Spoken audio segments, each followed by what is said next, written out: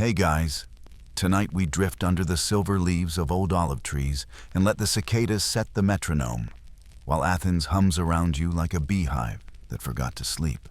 The air is warm, a little sticky, and you tell yourself you're only out for a harmless stroll, though fair warning, you probably won't survive this without getting pulled into at least 3 whispered stories and 1 complicated definition of friend. So before you get comfortable, take a moment to like the video and subscribe, but only if you genuinely enjoy what I do here.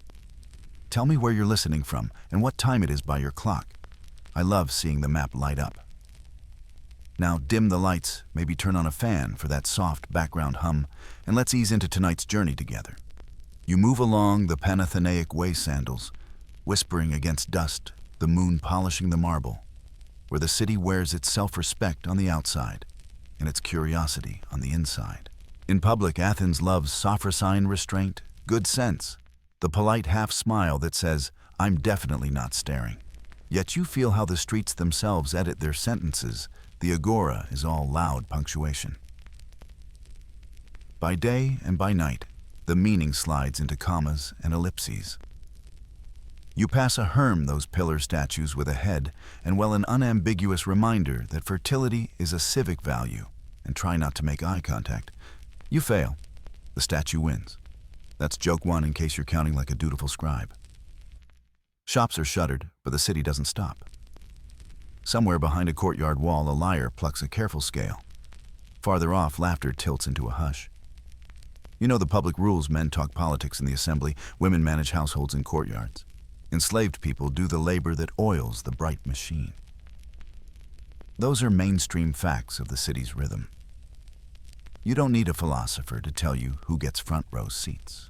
Yet the moment you step past a threshold into a private andron, the men's room of a house set aside for guests, the tone changes. Cushions scatter oil lamps, float their halos, and conversation can pivot from the tax on olives to the glint of someone's eyes with a speed a tragedian would envy.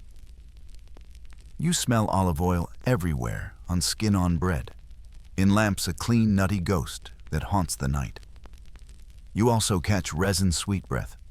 People chew mastic from kiosks to freshen the mouth before social calls, a small sticky miracle that turns awkward pauses into glossy smiles. Quirky tidbit delivered. Also, you promise yourself just 1 piece. It's never just 1 piece. That's joke 2, your dentist is thrilled. Public modesty matters here. Citizens insist that self-control separates them from barbarians, and they say it with the confidence of men who just debated tax policy while mostly naked at the gym earlier. Nude athletics are standard wrestling, running discus, the body-made argument and answer. You trying to look nonchalant are learning to read a glance like a marginal note, a comment, a question, a dare.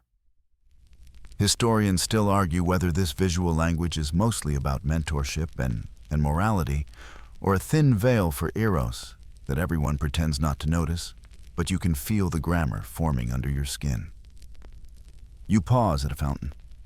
Water trembles in the basin, mirroring the moon, with a hiccup where a dropped olive pits the surface. 2 youths drift past with the restless energy of puppies who just found philosophy. An older man follows dignified, not chasing so much as conducting a soft-spoken shepherd of ideas and depending on the night of feelings. You don't assign names yet. The city prefers euphemism at first. What you register is choreography, an approach, a retreat, a question disguised as a compliment, a gift that could be a teaching token or a flirtation. In daylight, the same people would insist it's all about virtue. At night, virtue learns to dance. The streets carry rumor like wind carries the smell of grilled fish. You hear about a comic poet who skewers the fashion of the day, especially those who strut with too much perfume and too little irony, as if civility were a tunic you could wear until it becomes see-through. You also hear about lawsuits, because Athens loves a lawsuit more than it loves figs. Reputation is currency. 1 careless joke and someone will spend it for you. That awareness tightens the city's smile. Desire isn't illegal, but bragging is reckless, and humiliation is a civic sport. You round a corner toward the gymnasium wall, its clay bricks cooling in the night. Tomorrow you'll step inside and watch how training friendship and flirtation braid themselves together under watchful instructors. But for now, you hover at the threshold like a moth examining the lamp before it chooses courage. The mainstream fact is simple gymnasia are civic institutions, places to shape citizens' bodies and minds. The subtler truth hums once you oil a back and talk about Homer. The distance between admiration and attraction shrinks to the width of a fingertip. You practice your blank intellectual face. Unfortunately, your eyebrows are doing theater. Joke 3. Your eyebrows also demand a chorus. The olive grove breathes. From here, you can see the Acropolis' dark shoulders against a darker sky, as if the goddess herself is listening for gossip. You consider the households arrayed in narrow streets, the women's spaces, the gynaeconitis turned inward around courtyards, where friendship and ritual weave their own private tapestry. You'll step into those quieter rooms later with respect and careful feet. For now, you acknowledge what the official record misses. Male authors hold the pen. Women hold stories that travel by song, by ritual, by what someone saw out of the corner of her eye while grinding barley at dawn. A dog thumps its tail beside a doorway, then decides you're boring and returns to sleep. You envy that dog. You also notice how architecture edits behavior. Thick walls incubate privacy. Little street shrines to Hermes bless thresholds and hint at the traffic that slips across them. Some nights, the city remembers the scandal of the mutilated Hermes, faces chipped symbols broken, and retells it like a campfire ghost story. Historians still argue whether that outrage was political sabotage, drunken vandalism, or a paranoid city scaring itself into better locks. You don't solve it tonight. You just notice how fear tightens the drawstring on desire. Wine-sweet music drifts from a symposium in progress. Laughter a clack of kotabos as someone tries to fling dregs at a target and misses applause that's half joke and half flirt. You'll recline there soon, cups turning talk into courage. For now, you let the closed door teach you something. The Greeks are experts at making rooms do work. A doorway filters, a curtain edits, a couch transforms debate into duet. Even the sky collaborates, constellations wink, and somewhere a priest will swear it's a sign, while a poet will swear it's an ending. You tell yourself you're merely observing, but the city has already recruited your senses. You catalog the mainstream and the marginal legal speeches that attack rivals by smearing their desires, vase paintings that play with glances and gifts, little terracotta figurines traded like jokes with a secret second meaning. You note that some men marry young women for family duty while spending their finest words and most careful virtues on companions who meet them as minds first, bodies second. Historians still argue whether that hierarchy is noble idealism or tidy hypocrisy. And you walking feel how it's probably both, depending on where you stand. As the night leans deeper, you realize Athens is a theater that never drops its curtain. Daylight performs law and order. Moonlight workshops the footnotes. Under the olive trees, you learn to decode a city that believes the soul is shaped by what it loves, and that love needs both supervision and poetry. You make yourself one promise: you'll listen harder than you judge. Also, you'll watch your step. Those paving stones are out to get you, and the Herms are still staring. Morning pulls you back to the gymnasium gate, where a low altar to Hermes squats like a doorman with mythic abs and no patience for excuses. You slip inside with the other early risers, bare feet finding the tamped earth of the palaestra. And the air greets you with that now familiar duet of olive oil and dust. Torches gutter from last night's watch, replaced by sunlight that flows across colonnades, catching on bronze oil flasks and the smooth curve of a strigil. Yes, that little metal scraper that looks suspiciously like a shoehorn for a sandal you can't afford. You keep your eyebrows casual. They immediately try to enroll in the ephebic program. Classic. Boys and young men divide by habit more than signs here. The wrestlers chalk their hands there, runners stretch like cats, and over by the plane trees, a circle practices forms to the clap-clap of a trainer's hands. Apeda tribes. The physical instructor moves along the line with a reed switch. He barely uses more metronome than menace. When he pauses at you, he taps your shoulder not unkindly and tells you to hold the spine like a spear. You do, and your back thanks you, and also files a complaint. Mainstream fact. The gymnasium is a civic institution, part school, part social hub, where bodies and character are trained together. You can almost hear the ephebic oath humming under the morning noise. Never disgrace your sacred arms. Leave your city greater than you found it, like a bass note played by the land itself. Oil boys hustle between groups with ariballoi little flasks swinging from cords. A wrestler, all shoulders and optimism, rubs himself bright, takes a throw, then gets gently folded into the earth like fresh bread. Another pair practices holds with a seriousness that makes conversation optional. When they break, they reach automatically for the strigil, scraping oil and grit from skin with efficient strokes that send snake-like ribbons to the floor. Quirky tidbit. Some athletes save that oil dust mixture gloios and sell it as a kind of wellness paste, the ancient equivalent of premium performance residue. Apothecaries will swear it helps everything from muscle aches to ambition. You decline politely because you already bought one miracle cure. Remember the mastic, and your shelf space is a battlefield you keep losing. You drift to the running track, a long sunlit strip that promises blisters and modest glory. A Lampedodromia torch race will be held at the next festival, and the ephebes rehearse passing flame without drama. The trick is speed plus trust. The joke is always who drops the torch and later claims a clever breeze. The gymnasiarch, today's administrator, in a tidy cloak, watches with a face that says budgets, reputations, and fire codes. He notes who keeps time, who offers a hand, who tries to impress with theatrics. This place isn't just about muscles. It's surveillance disguised as excellence, and you feel your posture straighten under the gentle pressure of a city watching itself. Conversations are low, but the glances are fluent. You catch how admiration behaves, in public, angled, indirect, plausible. A compliment on a stride is also a compliment on a calf. A gift of an oil flask could be simple generosity or the first pebble tapped against a window. You register boundaries too, pedagogoi. Household attendants wait at the edge, ready to escort their charges home. Older men with reputations to lose keep their hands busy with staff and cloak. Historians still argue whether these norms primarily protected youths from exploitation or primarily protected adult citizens from scandal, and the answer wobbles depending on which speech you read and which vase you believe. For now, you practice the city's careful art. Admire out loud what is indisputably admirable technique. Discipline the poetry of a perfect throw, and keep anything spicier wrapped in linen and good sense. A boy trips. Before he hits the ground, two others reach out, and the three of them laugh as if coordination were a practical joke invented by the gods. The trainer's reed taps the earth, wants permission to reset, and work resumes. You realize that instruction here slips easily between body and soul. A correction for footwork becomes a parable about steadiness in storms. A breath cue for sprints becomes a reminder not to waste words in the assembly.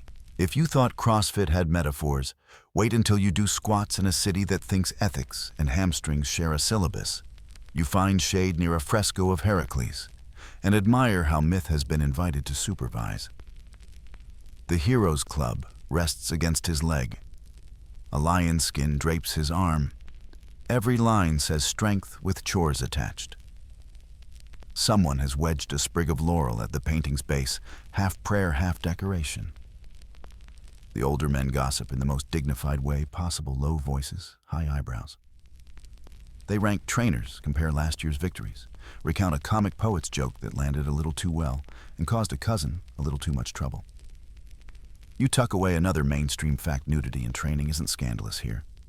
It's a sign that the body is part of civic truth, ideally governed by self-control. That ideal gets polished daily like a bronze mirror and just as often smudged by fingerprints. Near the entrance, a scribe reads a post-it notice about hours and penalties.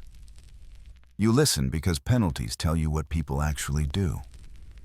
No loitering after dark. No unauthorized vendors. No singing obscene songs, which means, of course, someone tried. A small boy points to the Hermes statue and asks a question his attendant pretends not to hear. You grin because you would also pretend not to hear. Joke tally 3 delivered, and you're still allowed back tomorrow. Progress. You test the wrestling sand with your toes and practice a simple stance under the eye of a patient youth who explains that victory is 90% balance and 10% luck disguised as footwork. He tells you about the pankration, no holds barred except the ones barred, and you file the term under respect from a safe distance. He adds almost shyly that a good partner is a mirror. And you nod, because this is one of those sentences that works, whether you're talking about sport philosophy or the way a glance can teach you your own face. Historians still argue whether the vase scenes of pairs training with tender focus are documentary idealizing or theater for buyers who enjoyed imagining themselves noble. You decide the answer is yes, because people are perfectly capable of turning reality into advertisement without even breaking stride. At the periphery, a man sells sprigs of wild thyme tied with red thread for courage. He includes instructions: burn out the sprig.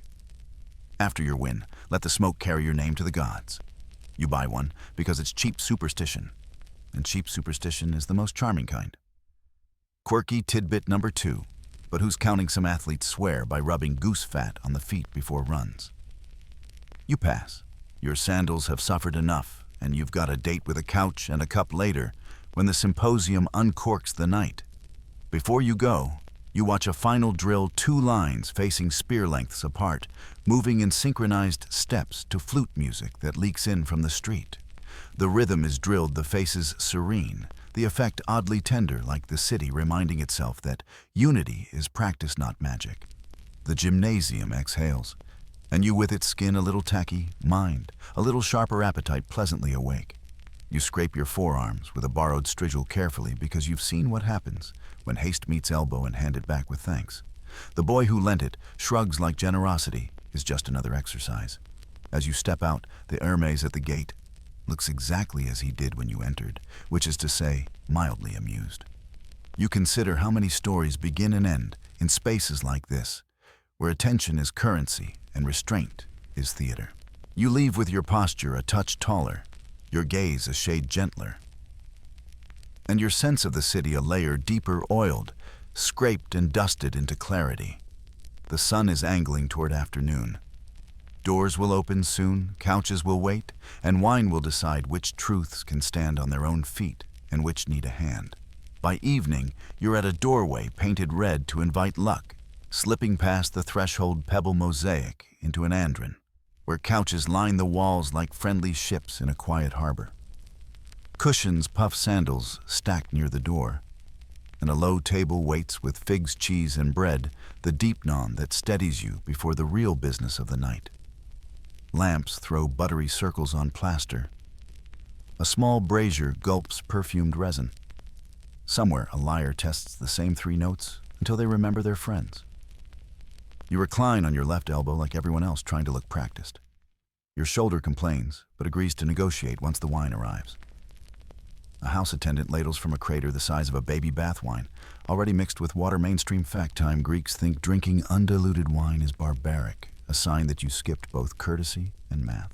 The symposiarch, tonight's ruler of ratios and vibes, has chosen 3 parts, water to 1 part wine, which feels civilized if you're virtuous, and slightly tragic if you've had a week. He also sets the game list a hymn to open polite talk to warm the room. Riddles kotabos, and if Dionysus is merciful, no politics. In modern terms, he's the friend who both controls the aux cable and insists we hydrate.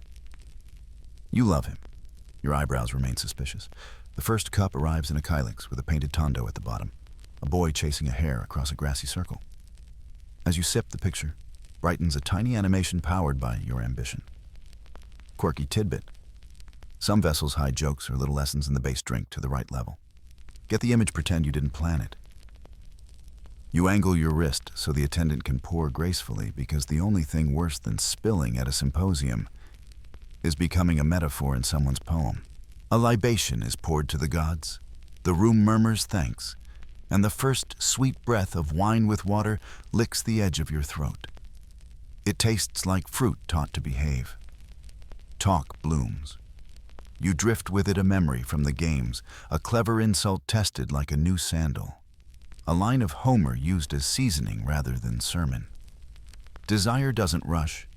It triangulates through wit, through illusion, through noticing who notices you noticing someone else. The man at your left quotes Sappho in a whisper that leaves space for the silence to finish the line. The one at your right laughs too loudly and then blushes like a pomegranate surrendered early. Someone asks whether courage grows better from wrestling or poetry. Someone else says both, because both is always the most expensive answer. Music enters on soft feet. A flute girl plays in Alo's cheeks' rounded eyes, carefully neutral, and the tune wraps the room in practiced intimacy. Historians still argue whether women hear musicians, courtesans, companions, shape the conversation as equals, or serve mainly as ornament for male play. And the sources tilt depending on who's paying the tab and who owns the pen. You track the currents anyway. This is a homosocial stage with guest stars, and everyone knows their lines until a new feeling ad-libs something reckless, and the symposiarch has to invent a rule. Kotobos returns the clack you heard through a door the other night, now a front-row sport. A stand with a small saucer waits across the room, balanced with comic arrogance. You swirl the dregs in your cup flick and send a dark arc spinning toward the target, naming someone you favor under your breath, because that's part of the charm. Let the splash ring out their name. Let fate do the PR. Your shot lands close enough to count if we're feeling generous, which everyone is after the second round. Joke 1 arrives wearing honesty. You claim the gods jostled your elbow. The room agrees they do that often to the best people. Philosophy slips in like a cat, pretending it just happened by. Someone quotes Plato's older Socrates, how the ladder of love can climb from bodies to souls, to an idea of beauty so bright it outshines lamps and opinions. Someone else counters with Xenophon's tidier morals, where friendship stays measured and metaphors wear belts. You nod as if you routinely ascend metaphysical ladders between mouthfuls of olives. In truth, you feel the simpler rung the pleasure of sharing clever words while your shoulder warms against a cushion and your cup comes back not quite empty. Historians still argue whether dialogues like these reflect common practice or just the dreams of men who want their evenings to look good in the archive. You suspect reality throws both philosophical sparks and popcorn jokes, depending on the guest list and the wine ratio. Perfume circulates garlands of myrtle and roses looped over necks, with the hopeful claim that fragrance prevents headaches tomorrow. You archive that promise with the time talisman from the gym, charming, likely placebo, harmless theater. The host produces a raiton shaped like a ram's head, quasi-practical, mostly mischievous. It pours from a hole near the mouth. Misjudge the angle, and you baptize your tunic in front of everyone. You pass politely. Your dignity has already filed enough paperwork today. Quirky tidbit 2. If you're counting some parties, play a game where you throw a wreath at a lampstand. A neat ring means love will be smooth. A messy fall means you should learn pottery. Wit sharpens, then softens again. A guest performs a scullion, a zigzag drinking song passed around, like a lyre-shaped relay baton. Each person sings a line, twists a proverb, lands a punchline, and sends the melody onward. When it reaches you, you choose an easy couplet, self-deprecating, blessedly short. And the room rewards you with the small applause people give when they're glad you tried, and even gladder you didn't try longer. Joke 2 slides into place. You claim your singing voice is under a curse from Apollo.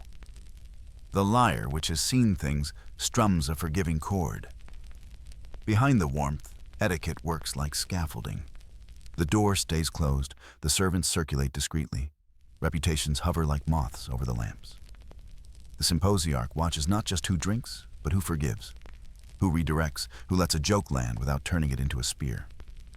He's tuning a social instrument, and you can hear when a string tightens, when someone's laugh gets sharp, when a compliment forgets its manners. The room avoids the cliff tonight. Not every night does. Desire becomes argument, becomes theater. A man praises a youth's mind with the sort of detail that also praises cheekbones. Another replies that minds need teachers, not trophies. A third drifts in with a myth Zeus and Ganymede to show how stories license what laws only half bless. You can feel the tightrope mentorship as civic virtue attraction, as dangerous accelerant. Historians still argue whether these scripts genuinely protected the young or provided alibis for the old. And the truth probably varies like wine mixtures some nights, watered some nights, not enough. Between rounds, you chew a honeyed nut and suddenly remember the mastic you promised to quit. You do not quit. Your breath smells like a garden you can't afford. Your conscience smells like smugness. It's fine. The room smells like myrrh, warm wool lamp smoke, and people who worked hard earlier and then stopped pretending they didn't. Someone proposes a riddle about a creature with two mouths and one song. You answer a flute player, and the flute girl glances up without altering the tempo, which is both answer and reminder that she lives inside and outside this joke professionally. The night tilts toward laughter, then toward the kind of quiet where ideas get braver. A guest mentions the sacred band of Thebes, pairs of lovers fighting as one, and swears love makes shields lock tighter. Another counters with Sparta's severe customs, where discipline leaves affection, very little breathing room. You log those places for later like pins on a map you're drawing as you walk. Your cup returns the painted hair on its floor, now a familiar companion. Joke 3 arrives with a yawn. You tell the hair to pace itself. The hair tells you nothing because it is painted and wise. When the lamps burn lower, you feel the architecture again. Walls that keep secrets, couches that turn bodies into curled commas around a shared paragraph. Doorways that promise discretion. If anyone pours undiluted wine, it's only as a threat disguised as a dare. The symposiarch calls a final libation. Conversation relaxes its shoulders. The liar leans against the wall with relief. You rise less than gracefully, sandals rebuckled, and step back over the mosaic threshold into streets that smell of cooling stone and figs. Behind you, the room exhales, folding back into quiet. Ahead, the city rearranges its masks for midnight soft footfalls. A passing laugh, the Acropolis keeping its own counsel, while you keep yours. You leave the last cough of lamp smoke behind and carry the symposium's afterglow into streets that pretend not to notice. On a mud brick wall, you catch a scratched kalos. So-and-so is beautiful, the ancient equivalent of a thirst tweet carved by a careful vandal with good penmanship. You smile because you've already met that name at the bottom of a kylix, a painted hare racing across glaze like gossip with legs. By daylight, though, the city prefers rules over racing.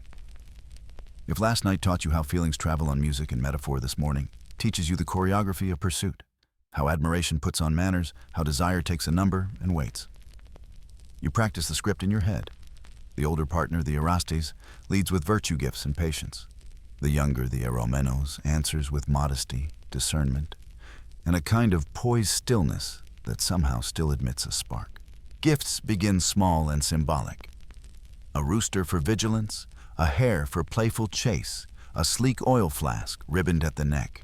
Mainstream fact-addict vases love these scenes, pairing tokens with glances and palms, extended just short of touch, as if a city could paint restraint into muscle memory. The erastēs promises to educate gymnasium drills. Homer recitations lessons in the politics of posture, while the eromenos promises to learn without turning gratitude into a paycheck. Money turns admiration mercenary. Reciprocity charis keeps it inside the moral story the city tells itself. You pass a pottery stall where the vendor grins over cups that whisper Liagros Kalos in looping letters, and you realize you're looking at a fan culture meme 2.5 millennia early. Quirky tidbit whole painter schools are nicknamed for these crush inscriptions. Imagine buying a mug that says Ligros is hot and calling it classical. You shadow a pair through the agora as if studying dance steps. The older man slows his stride, so the younger never feels hunted. The younger keeps his eyes lowered long enough to register modesty, and then looks up quick enough to register mind. Even open air behaves like a room full of little judges. Too forward, too shy, too poetic, too expensive, there's always a two. Comedy will make hay of mistakes. Tragedy will pretend it never stumbled. Between them, ordinary lives thread the needle with linen-thin care. Your eyebrows attempt to offer live commentary. You tell them to take a vow of silence. They don't. Joke 1. The boundary work hides in small gestures. A hand at the elbow is instructive. A hand lingering is dangerous. Praise must be about character before beauty, at least in sentences anyone else can overhear. You remember the symposiarch's discipline and recognize the city as a wider version. Gatekeepers everywhere, from fathers Kyrios and Paidagogoi to trainers and friends who know how rumor runs. Historians still argue whether these boundaries truly protected youths or mainly protected adult citizens from scandal. Both readings breathe in the same room, and you can taste the difference like two ratios in a wine cup. You step into a court where a clerk warms wax tablets by a brazier so the stylus cuts clean. Jurors, hundreds of citizens paid a small fee and a large compliment, shuffle to their benches like pigeons serious about justice. Today's case smells of olive oil and reputation, all brass edges and careful throats. An orator begins his performance as a youth. The defendant made his body common for pay, and thus, by law, forfeited his right to address the assembly. Mainstream fact speeches like Aeschines Against Timarchus use this logic. Paid sex in one's youth could trigger athemia, a loss of citizen privileges. You feel the courtroom lean forward, hungry not just for verdicts, but for stories that turn morals into theater. The orator is part moralist, part stand-up comic with a mean streak. He catalogs the wrong kind of gifts. Coins slipped like snakes under doors, cloaks too fine for a tutor's wage dinners that look suspiciously like invoices. Witnesses wink, doors open, nights last longer on purpose. He's less interested in love than in labels because labels stick where evidence slides. Historians still argue whether such prosecutions mirror a common reality or weaponize rumor, and whether juries believed every detail or simply enjoyed the performance of belief. You keep your face neutral and your mastic fresh breath modest. Nobody wants to become a cautionary example with shiny teeth. Joke 2, if there's a list of things not to be in. An Athenian court, number 1 is the example. Back outside, the air tastes kinder. In a lane of market tables, you find tiny bronzes. A lover might slip across a surface with a wordless promise, a miniature dog for fidelity, a pomegranate for secrecy, a little sandal, because not every message needs to pass a philosophy exam. The seller swears some pairs break a token 2 halves of a symbol and kept apart until a meeting, and you mark it as folklore with truth clinging to its edges. Another story, this one with the wink of comedy, claims over-eager suitors sometimes delivered roosters at dawn, creating a neighborhood alarm clock you couldn't snooze. Quirky tidbit 2, if your street sounds like a farm before sunrise, that's not agriculture. That's courtship with feathers. Consent here often speaks the language of timing and witness. A father's house controls access. A paidagogos escorts the youth like a mobile boundary layer. Invitations to dine arrive with chaperones as quietly heavy as furniture. And yet the city is excellent at engineering solitude. A side room here, an errand there, a walk home that detours around a fountain for no reason anyone will admit. Everyone pretends not to see unless they need to see, and then they see everything. Joke 3. Athens is the world capital of strategic blindness. If they ever host games for didn't notice a thing, the judges will score perfect 10s while making perfect eye contact. You think about education as alibi and as gift. When a boy repeats a clean line from Hesiod, is he quoting virtue or flirting in dactylic hexameter? When a man corrects a wrestling stance, is he polishing civic excellence or demonstrating attention that sneaks off the syllabus? Historians still argue whether intercourse itself, especially passive roles for freeborn males, was broadly condemned or handled with a don't ask in public. Don't brag in private pragmatism. Sources contradict like cousins at a wedding. Comedy mocks effeminacy law. Polices prostitution. Philosophy tries to ascend a ladder to beauty that does not spill the wine. You take the safest step, observe. Don't declare and keep your balance as if the floor were slick with spilled gloyos from the gym.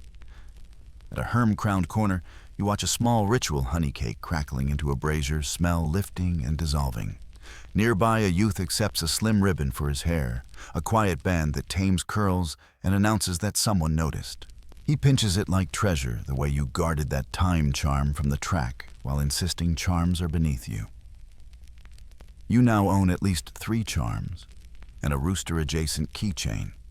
You lease the moral high ground by the hour and sublet during festivals. Reputation patrols the streets astride rumor. A man known for generosity becomes known for generosity, and the quotation marks do more damage than any spear. A youth celebrated for beauty becomes a test. Can he collect admirers without collecting coin? Can he step into adulthood with the right kind of stories glued to his name? The city will forgive desire dressed in education. It will not forgive receipts. So the script insists on decorum, the erastēs demonstrates self-control and public patience in private. The eromenos demonstrates modesty everywhere, and taste most of all taste, in choosing who teaches him to become the man he will later pretend he always was. The script even supplies an exit.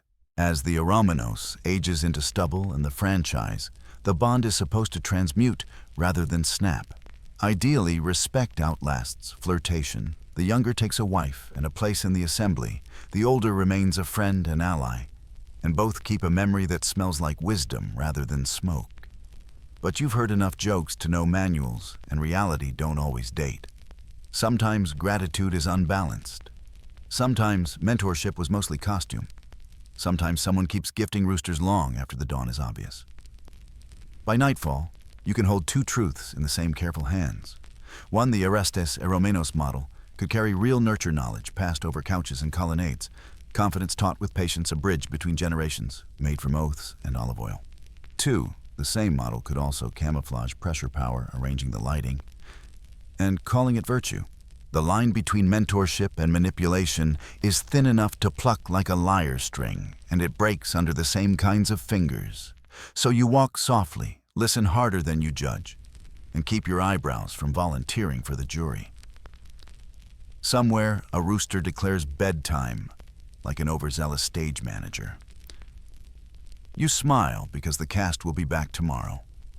Some wiser, some louder, still rehearsing a city's favorite part, the role where desire and dignity try to share a stage without stepping on each other's lines.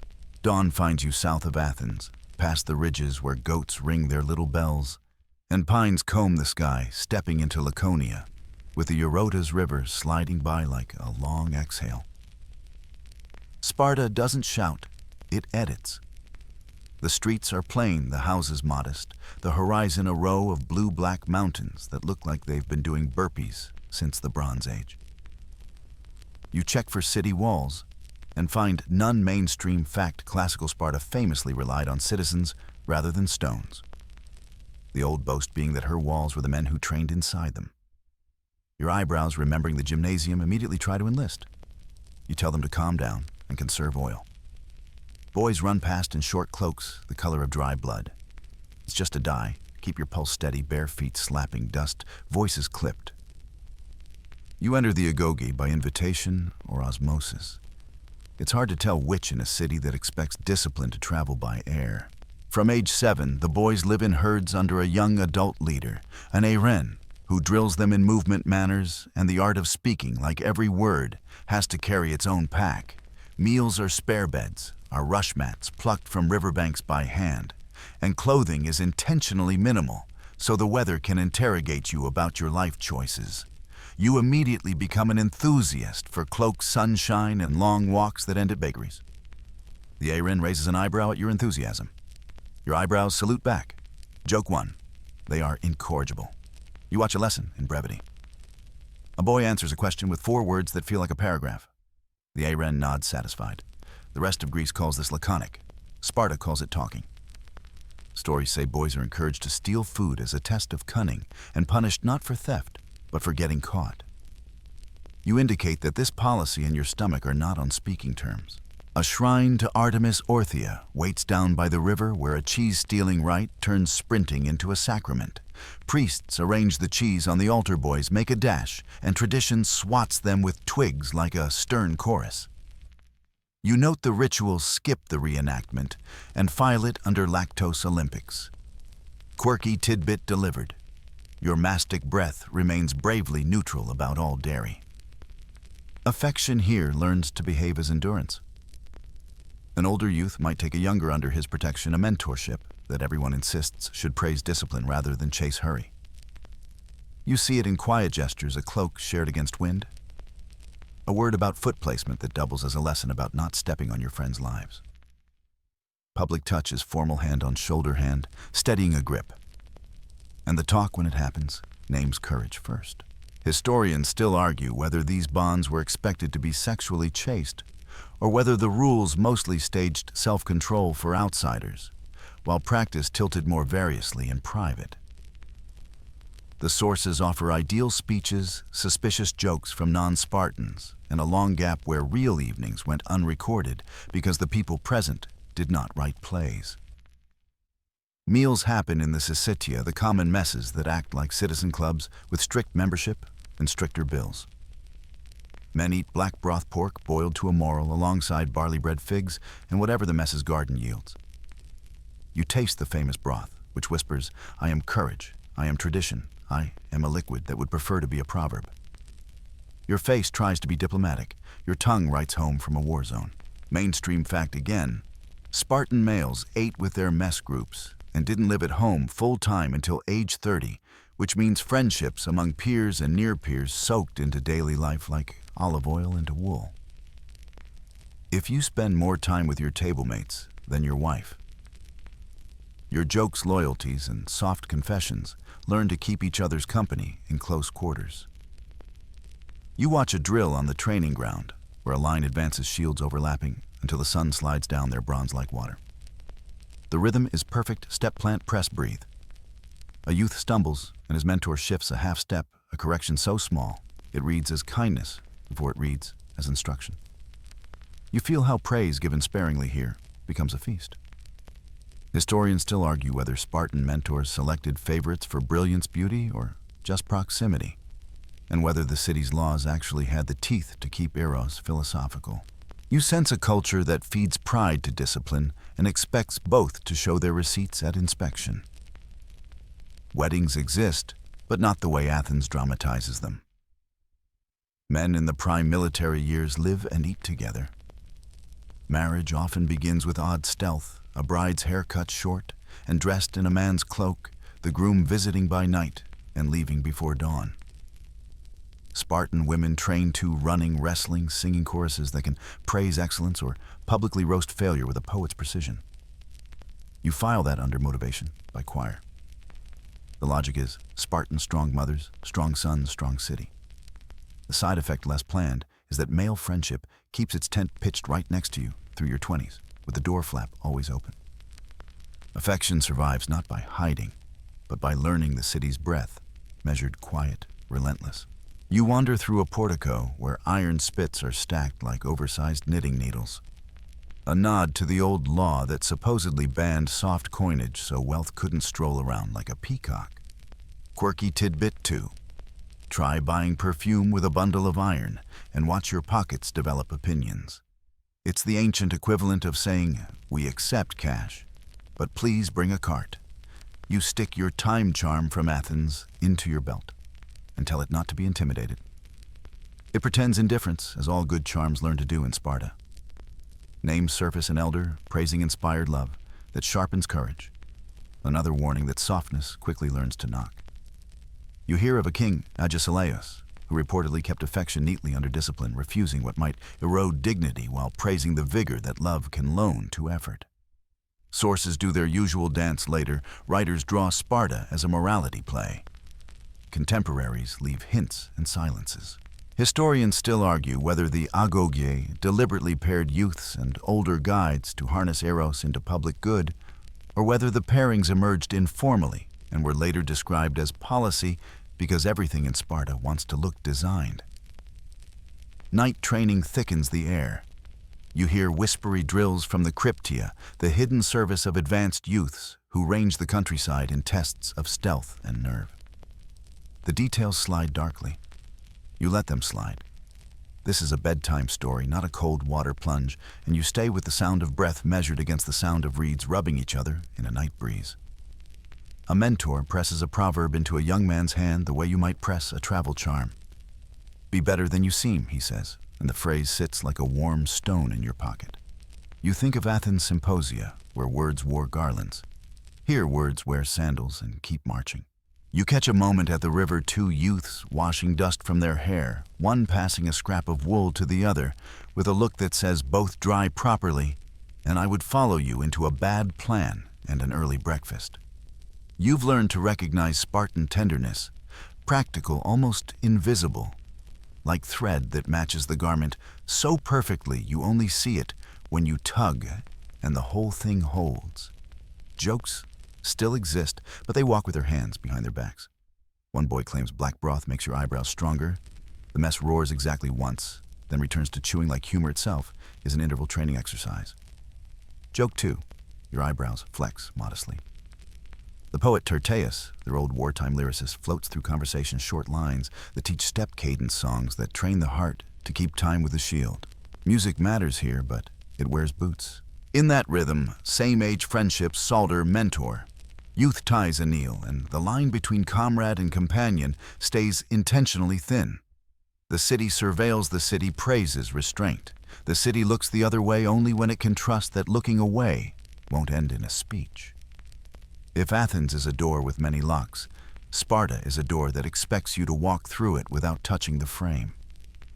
Before you leave, an elder stops you with a glance that feels like a checkpoint. He says, "A good love leaves no footprint." You think of your mastic habit, your time. Your rooster jokes your hair at the bottom of a cup. And you nod like a recruit promising not to scuff the training ground. Joke 3 arrives with mercy. You ask if black broth ever improves on the second day. He says, "We don't have second days. We don't." You bow to the city that turns statements into push-ups and head for the road north, carrying a quiet lesson. Affection can survive inside hard rules when it learns the rhythm of the drum, and sometimes it can even shape the beat. You follow the ridge roads north until the land opens into a wide bowl of wheat-stubbled gold and river silver. And Thebes rises from the Boeotian plain like someone set a citadel down and told it to think serious thoughts. The Cadmea is all hard angles and memory. The air tastes of grain dust and spring water, and somewhere a flute practices scales that sound like marching taught to sing. You arrive on a training ground where shields flash in the late sun, and a voice carries across ranks, not loud, just confident, the kind of voice a city borrows when it needs to steady its pulse. Your time charm from Athens rides quietly at your belt, like a stowaway on a warship. Your eyebrows, thrilled by the sightlines, attempt to enlist again. You ask them to stand at ease. They decline. Joke 1. They were born for formation. The line beside you is the hieros lokos, the sacred band. 300 citizens paired into one body of intent lover with beloved friend with friend. 150 couples all chosen and housed together so their training could become a single habit. Mainstream fact later writers Plutarch nods energetically from the centuries to come. Credit the creation to Gorgidas, then the leadership to Pelopidas, while Epaminondas unfurls tactics so clever that even strategy teachers get misty. You feel how discipline turns to choreography. Bronze rims kiss spear butts, thud breath sinks, until 50 hearts sound like one engine that remembers dinner and destiny at the same table. You step into the second rank and learn the geometry of trust. Your left arm anchors the aspis. Your right hand nests the spear in the space between neck and shoulder, and your body becomes an instrument tuned to the men. You touch the partner at your right, whose shoulder you shield, and the beloved directly behind you, whose breath lands on your neck in quiet count. They've drilled this intimacy so the battlefield never feels like a first date. A captain walks the line and taps shields with a staff. The sound is punctuation for a sentence you want to get right the way you wanted to get that scholion right in a softer room with wine. Here the cup is bronze and the toasts are wordless. The pairs are not all older-younger in the Attic way you watched earlier.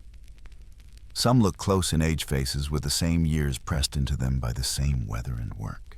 Historians still argue whether the band was officially composed of lovers in the erastēs eromenos model, or whether later poets and moralists retrofitted romance onto a picked core whose real glue was barracks and pride. The men themselves, inconveniently for scholars, are busy breathing in time and adjusting footwork. Your job is simpler: keep the shield up, the spear steady, and the jokes sheathed until camp. You pass through the Cadmea's gymnasium earlier in the day and note a small hero shrine to Iolaus, companion of Heracles. Locals say male couples honor him, and some even swear vows at his tomb. Quirky tidbit: Thebans hold relay races at the festival for Iolaus, speaking the old hero's name the way you might call for a patron saint of steady hands and better courage. You notice wreaths of myrtle drying on pegs and imagine them pressed to hair before a muster fragrance, moving through ranks like memory. It's the sort of scent detail the official histories skip. Your nose keeps the minutes faithfully. The signal comes. You move. Not straight ahead. Straight ahead is for people who like their opponents comfortable, but on the slant, the famed oblique order, where the left wing, packed dense and deep, hits first like a hammer swung by a mathematician. The sun slides across bronze. Dust rises. Your feet learn a new alphabet: step short, plant, long shoulder lean, and breathe on your partner's rhythm. Someone mutters that diagonals make everybody look slimmer in battle. You file that as a morale tip and decide to face your enemies only at flattering angles. Joke 2, and the geometry teacher in your memory approves. Wind the calendar to 371 BCE, and the dust becomes history's confetti at Leuctra Epaminondas. Rams a column 50 ranks deep into the Spartan right shields locked tight. The sacred band set where the blow must land. Mainstream fact again that day: Sparta's aura breaks. King and elites fall. Greece learns that the city which drilled love into formation can rip a legend's seam with a single train thrust. You're there in the imagining as your spear point thumps a practice target and a trainer's nod drops into your pocket like pay. The lesson is not subtle. Affection braided with discipline can make a wall that moves. Camp at dusk is less brass, more bread. The band eats together, sleeps within reach of the same voices, tells low jokes about blisters and glory, and keeps watch over each other's smaller lives: who limps, who's quiet, who chews too fast, and needs reminding that there will be more food tomorrow. You've learned this softness from Sparta and Athens in pieces. Here it is policy disguised as habit. Historians still argue whether Theban leaders promoted pair bonds for combat effectiveness, or whether pair bonds formed anyway, and smart leaders simply stopped fighting them. Either way, the effect is visible even to a stranger. When you love the man on your right, your shield grows an inch without anyone reforging it. On a free afternoon, you climb a little hill that holds tomorrow's rumor and yesterday's bones. Far off to the northwest lies Cheronea, where the band will make its last stand in 338 BCE against Macedon Philip II, and a young Alexander swinging a new shape of war. Later ages will raise a stone lion there, a monument that looks like it can bench press grief, and under it, 19th century diggers will uncover orderly rows of skeletons, men laid out with care. Quirky, aching tidbit folded into the dirt. Some counts say 254. Some say everybody tells the same story in a different grammar.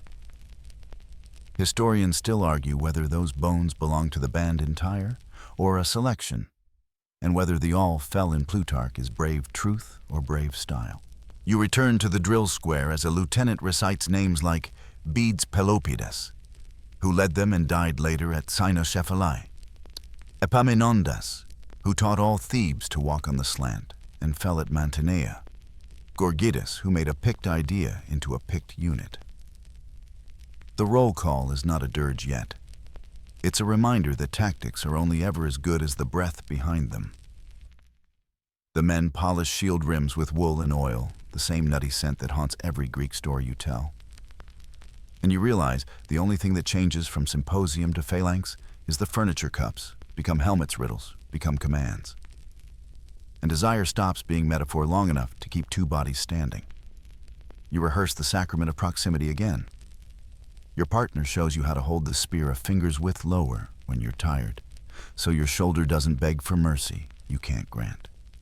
Behind you, the man you love or who loves you keeps the pace when your foot finds a hole in the earth.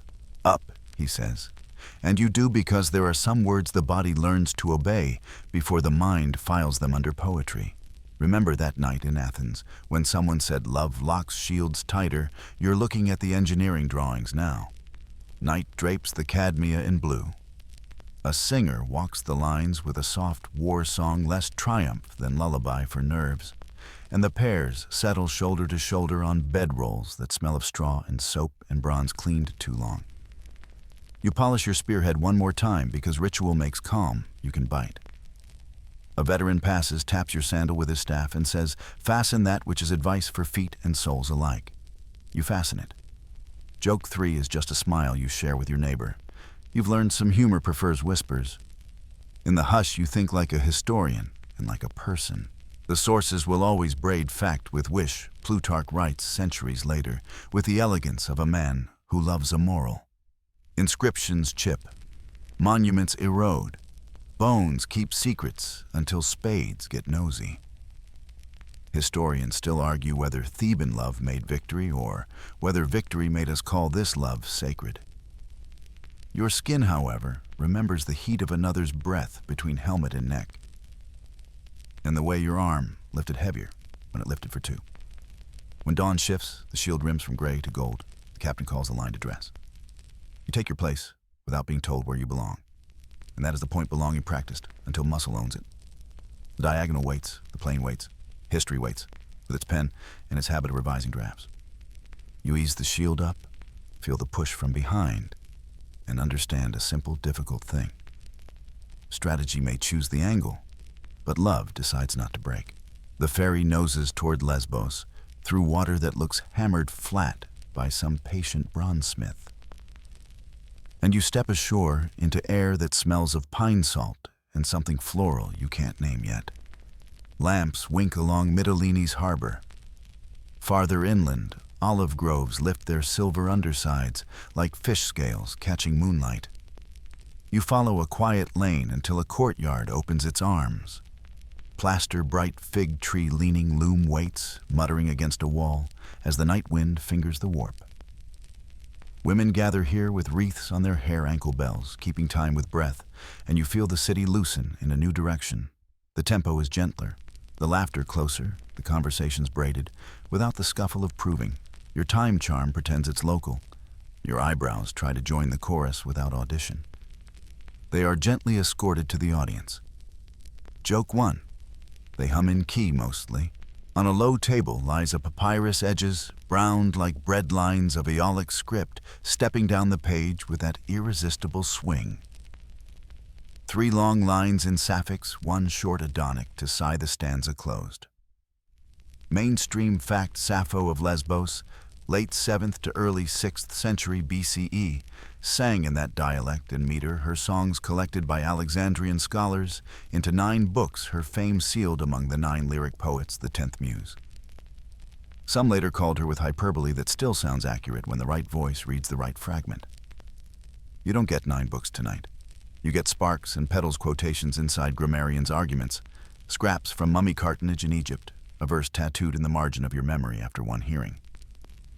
Transmission is a clumsy god. A girl with hair braided and tucked under a myrtle band lowers her voice and recites the opening of a hymn to Aphrodite, the goddess called to earth on a chariot drawn by sparrows.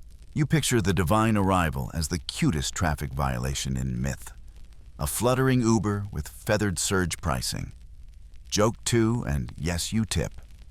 The room answers with a ripple of Okypris benches creak as bodies lean in, and you feel the difference between this and the Andron you left back in Athens. There men drank courage into metaphysics. Here women sing ritual into longing vows to the goddess wishes for grace. Little daggers of jealousy wrapped in flowers. Perfume moves through the room, a strong iris and sweet marjoram, and a basket of purple-dyed wool waits for hands. Quirky tidbit Lesbos is famous for perfumed oils and fine textiles. The verb to lesbianize in some old comic mouths meant to perfume a slant memory of luxury and scent that clung to the island's reputation long after the jokes got moth-eaten. You watch fingers card fleece twist and color the spindle whirring like a small purr. If the gymnasium taught you how bodies learn virtue by repetition, the loom teaches you how longing learns, shaped by repetition, over-under, over the same movement, yielding different patterns depending on the hand. On the wall hangs a little image of Hera with a crown of apples. One corner of the courtyard is lightly ceremonial garlands, drawing a small altar, a chorus space chalked on the ground. You listen as the girls, the Parthenoi, rehearse a wedding song that can praise a bride while teasing the groom in the exact register that embarrassment enjoys. The leader cues a call and response, and you imagine this group as a thyasos, devoted to Aphrodite instruction, companionship, ritual, and song for maidens who will soon leave these rooms for married courtyards. Historians still argue whether Sappho's circle was primarily a cultic school, preparing girls for marriage, a poetic salon of friends whose bonds sometimes crossed into love or both at once, in ways that modern categories keep trying to untie and can't. A fragment is lifted. The room hushes, and the famous burn begins. He seems to me equal to the gods. Your skin recognizes the heartbeat trick long before your mind remembers the commentary, the throat tightening, the ears ringing, the tongue in mutiny, all the physiological poetry of being watched, watching someone. The pronouns shapeshift in translations. The addressee on the couch is often read as female. The triangle's third angle is your helplessness turned into verse. Mainstream fact, Fragment 31's catalog of desire's symptoms became a template for later love poetry, studied as much for its meter as for its honesty. Tonight, you don't study. You breathe shallow and nod like you've been caught by a fisherman with a net woven from vowels. Someone mentions brothers, and a newer poem is produced from a pouch, like a miracle lozenge. You've heard of this one, the brothers' poem found in a papyrus announced not so many years ago, Sappho, chiding the household to stop fretting about Charaxos and trust Larichos to grow into himself and lift the family's chin. Historians still argue whether that papyrus truly preserves Sappho's voice unaltered, whether the names match the ones Herodotus later gossips about, whether the poem's calm domestic tone maps onto a real moment or a performance of sisterly authority for a festival crowd. The room listens as if the debate lives somewhere else for now, which it does, because the papyrus's ink belongs to quiet heat, not footnotes. You notice what isn't here. Leering vase jokes, lawsuit threats, that courtroom interest in who took coins and who took compliments. The economy of this space is different. Gifts are ribbons, garlands, song learnings. Debts are tears. A girl wipes her eye and laughs at herself. Another offers a small vial of myrrh with solemn ceremony and absolutely expects it back when the songs are over. The continued mainstream fact under all of this, most of our surviving ancient Greek literature is by men. Women's voices arrive as fragments quoted to illustrate grammar or rescued by accident from trash. Quirky, indelible tidbit. Some of Sappho's lines survive because papyrus scraps were recycled into mummy masks and later carefully softened apart by modern hands. The idea that a love lyric napped under gold leaf for centuries before waking is the kind of poetry even scholars don't resist. You pass from the courtyard to a narrow terrace where the night seems to rest its head on the sea. Two women whisper about a friend newly married. Her laugh quieter now. One says she'll fold a ribbon for the goddess and ask that the husband be kind. The other says she'll fold two just in case. The talk slides to jealousy and then to generosity, those sisters who never quite stop teasing each other. Send me one says a sign that she remembers our songs. You think of Athens as symbol and tokens, broken halves reunited at a meeting, and understand that here the symbol is sound, a melody slipped into a cradle song, a wedding ululation with a private echo only two people recognize. A small lamp gutters.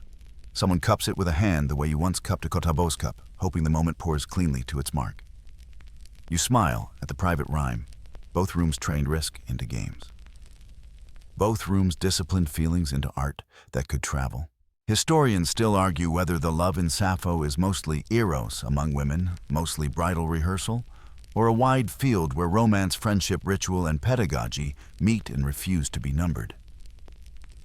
You stop counting.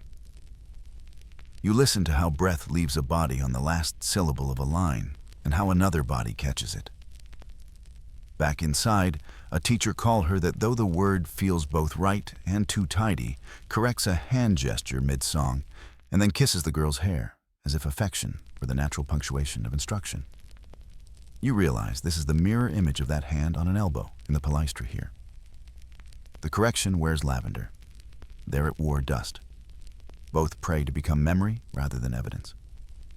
The teacher wraps her own hair with a fresh band and grins at you like she knows you're building collages of equivalence to make sense of a life that doesn't worry about your filing system. From a shelf, a small clay bird whistles when you blow across its back, and the room giggles because the toy insists on being adorable. You try it fail and accept that not every instrument yields to strangers. Joke 3. The sparrows of Aphrodite approve your humility. A woman brings out almonds and honey, the kind of sweetness that makes restraint a group project. And you think of mastic again. Your old bad habit deciding the goddess forgives within reason. On the far wall hangs a piece of linen with a stitched vine. The names knotted along it are girls who sang here and left a roll call of friendships turned into families somewhere else. You run a finger over the knots and imagine future fingers tracing new ones, the way scholars now trace letter strokes on expanded photographs of papyrus to catch the faint tails of sigmas and ETAs. Mainstream fact.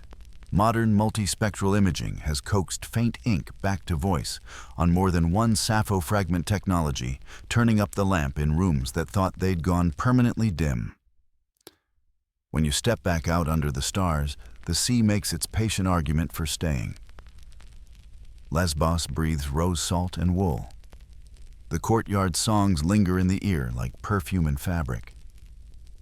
Somewhere you hear a rumor about Sappho leaping for love from the white rock at Leucas, the tale of Phaon and theatrical drowning that later ages adored. Historians still argue whether that story is comic slander Hellenistic fan fiction or a myth that wandered into a biography because it fit too well. You choose to believe in stairs rather than cliffs, steps down to a terrace, steps back up to a lamp, steps to a bed where someone lays ribbon and lyric beside her pillow and sleeps with both. You tilt your face to the sky the way a worshiper tilts a cup. And the night obliges with patterns you've already half learned from street talk and vase paint, the water pourer tipping his endless jug, the eagle with his unsleeping eye. Mainstream fact. The Greeks map Ganymede up there as Aquarius and Zeus's bird, as Aquila, a catasterism that pins a very mortal story into very permanent light. You whisper the name and watch the constellation pour the way a good symposiarch measured wine. Never straight, always with a little weather. If stars can be archives, myths are their marginal notes. Ganymede's story lives in your ear from 3 directions at once, a Trojan prince beautiful and brisk as a winter river. Zeus who sees and wants. An eagle, either the god himself in feathered disguise, or a divine accomplice who performs a clean lift like an abduction choreographed by a cloud with unlimited expense accounts. Joke 1, you decide that taken by an eagle is not an acceptable pickup line. HR on Olympus will be in touch. In Olympus, Ganymede becomes cupbearer, immortal, and ever young, with a golden jug and a job description that glows like a compliment and stings like a brand. Back on Earth, sculptors learn to carve an ankle in motion, painters learn to draw the chase, and suitors on Attic pottery borrow the scene's grammar to pursue with gifts instead of wings. You remember the rooster and the hare, the tokens you saw in Agora courtship, and notice how myth gives them certification. If Zeus can choose a boy, then a citizen can choose a youth with poetry and presence and call it divine imitation. But you also remember Thebes and that household cursed by zeal. Laius takes Chrysippus by force, and the gods answer with a family tree that looks like a lightning strike. Oedipus riddles ruined weddings. Same sky, different weather. Myth doesn't outlaw, it warns. You feel those warnings like a tug at your sleeve whenever the city pretends that all stories excuse all behavior. Historians still argue whether the Ganymede tale primarily legitimized pederastic courtship or mainly served as a caution to dress desire and restraint. The answer shifts depending on which vase painter and which orator you invite to dinner. The lyre comes out of its bag next to your shoulder memory and plucks a quieter motif, Achilles and Patroclus. On one kylix, you saw them as boys at a board game. On another, older Achilles bends to bandage Patroclus' arm. Tenderness wrapped in competence. Homer gives you intimacy without stage directions, grief without labels. Achilles refuses funeral meals holds. Patroclus in the tent cannot stop saying his name until the river says it back. Late-night Athens, drunk on philosophy, will debate the job titles lover and beloved equal friends, cousins, and courage. Aeschylus' lost myrmidons. The scraps that survive lean toward eros. Xenophon goes light on romance. Plato's Phaedrus flatters Achilles as the beloved so brave he dies for a lover older than himself. Historians still argue whether Homer intended romance, or whether later Athens read its own social contract across that shield. Your skin remembering the sacred band's breath decides that whatever the word, the glue holds. You walk a little and land in a meadow full of hyacinths that don't know they're supposed to be metaphors. Apollo loved Hyacinthus, a Spartan youth bright as river stone. A discus flies wrong, the boy falls, and grief invents botany. Mainstream fact Spartans kept the Hyacinthia, a festival with mourning and joy, braided over days while poets told of petals inscribed with AI, a Greek cry like the flower itself learned to write lament. You kneel and imagine letters on the leaf. Quirky tidbit alert some later readers. Hunted actual inscriptions on blooms, and finding none. Concluded the gods have better handwriting on holy days. Your time charm sits quiet in your belt, suddenly humble around wild flowers. Other stories crowd in Heracles and Iolaus already walked with you through Theban training yards. Now, an old vase shows the pair dining with goat leg pan, casual as cousins. You hear murmurs of Poseidon and Pelops, their myth stiffened into a shiny ivory shoulder. Of Zeus and a boy named Dardanus in some local telling. Of Theseus and Pirithous, planning a double kidnapping like bachelors, scheduling disaster. In the edges of the lamplight, Orestes and Pallades hold hands the way fugitives do. Grip first, definition second, and the chorus in someone's head calls them friends, with a precision that covers everything and nothing. You go looking for women in myth and find a hall of mirrors. Artemis keeps a thyasos of nymphs and punishes men who barge in with their eyes open. It isn't a love story, but it is a house where female bonds calibrate the air.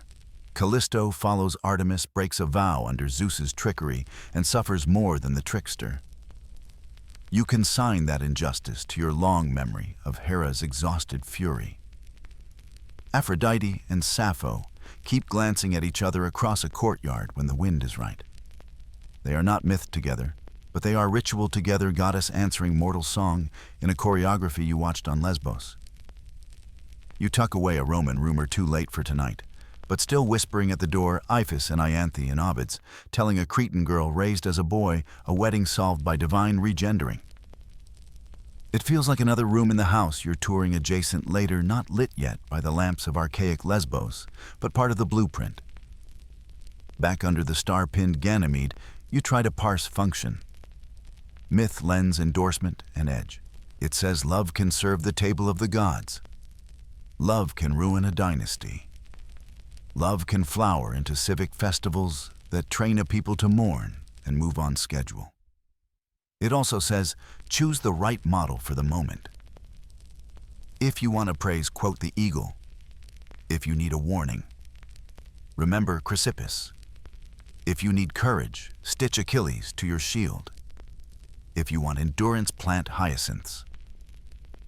Historians still argue whether communities actively taught boys and girls to read these narratives as moral diagrams, or whether people simply grabbed the part that made their night easier. Your own nights suggest both the symposiarch curated myths as carefully as he curated wine ratios. The comedy masks can't help themselves, of course. A playwright sticks Ganymede on stage and turns cupbearing into a joke about service jobs.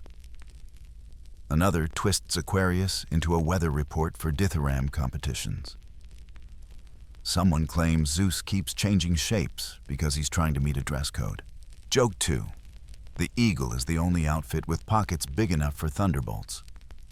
Laughter trims fear the way a reed switch trims a boy's posture in the palaestra without laying skin open. You think about ritual again, that threading you keep seeing. At Brauron, girls, as bears run and dance for Artemis, then return to houses where marriages will be negotiated with herbs and hope. At the Hyacinthia, Spartans flip the sign from mourning to feast midway, a civic lesson in speed-shifting grief. In Thebes, wreaths hang near Iolaus. In Athens, tyrant slayers Harmodius and Aristogiton take on the shimmer of civic myth. Historical men tilted toward story, their spears sprouting poetry around bronze bases. Myths and near-myths get conscripted into pedagogy, not mere nostalgia, but software for souls. Mainstream fact, the Athenians set up paired statues for the tyrant slayers in the agora. The first public honorific statues teaching that a couple's loyalty could be a city's charm against tyranny. Your eyebrows salute the idea of a duet as statecraft. Your mastic breath salutes everyone who has to stand close for the unveiling. The sky flexes. Aquarius tips. Your mouth remembers a cup. You realize how often the Greeks made service sacred, Ganymede pouring for gods, you pouring libations at a party, a lover pouring patience into a youth's fidgety courage, a friend pouring oil across a shoulder in the gym before a practice bout. Myth doesn't live only in theater. It lives in these pores. Historians still argue whether people believe the myths literally, allegorically, or opportunistically. You decide belief is the wrong verb. They rehearse them the way you rehearse footwork, repeat until the body doesn't have to think. A final whisper because you owe the night soft exit, some Cretans tell of an old rite where an older man abducts a chosen youth with the family's consent, then returns him after days with gifts, a cup, a cloak, a set of arms, graduation dressed as story. Quirky tidbit, yes, and a little troubling. Yet it rhymes with vases, with Zeus's jug, with the way communities sculpt time. So the scary part looks like a festival. You don't endorse the rite. You note the pattern gifts, names of boundary crossed and recrossed, then a new social status stitched on like a border. You lie back until the stones accept your weight, and the water pourer becomes the size of your palm. The eagle keeps watch like a threshold herm that learned to fly. Achilles and Patroclus take their place not only on shields and cups, but also between your ribs, where loyalty keeps its quieter tense. Myth, you decide, is how this world practices saying yes and no at the same time. Yes to love that lifts, no to love that steals, yes to grief that teaches, no to power calling itself romance. You breathe long, and even the kind of breath you learned in the gym before the sprint, and the sky pours one more time. And a small libation for anyone trying to keep their stories honest. You wake with clay under your fingernails, and head for the Kerameikos, where kilns breathe like sleepy bulls, and potters talk to vases as if pottery listens better than people. Shelves bloom with forms you already know by weight, and angled kylikes with wide gossiping mouths. Oinoxoi with courteous spouts, amphorae that could carry wine or memory depending on the day. A painter leans over a cup balanced on a turntable brush tip as fine as a hair, and a boy holds his breath so the line doesn't jump. Mainstream fact for a good century, Athens paints in black figures silhouetted against the clay and incised with a sharp tool before switching around 530 BCE to red figure, where figures stay the warm color of the fired clay and the background goes black, allowing subtler anatomy, softer folds, and eyes that can finally stop looking like olives with anxiety. On today's table, a quiet drama sets itself in miniature. On one side of a cup, an older youth offers a hair. On the other, a younger meets the gift with a palm-up gesture that says, "I hear you," while also saying not so fast. The space between fingers is where the city puts its morals.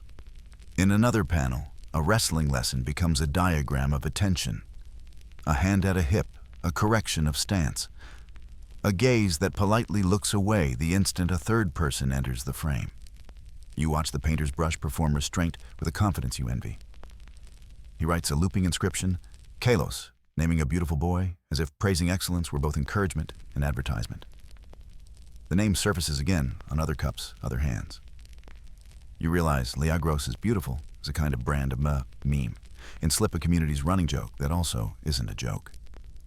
Your eyebrows try to join the fan club. You issue them a modesty cloak.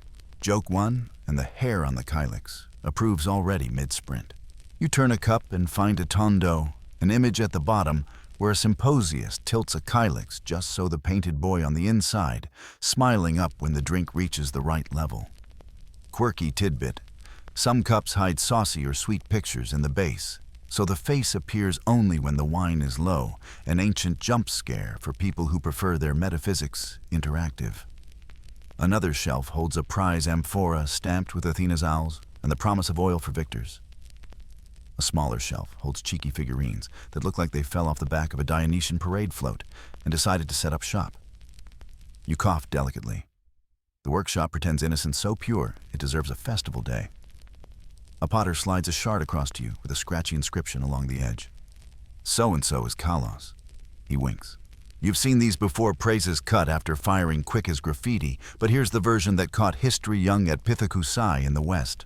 An 8th century cup once bragged, "I am Nestor's cup good to drink from. Whoever drinks from this cup, the desire of fair-crowned Aphrodite will seize him."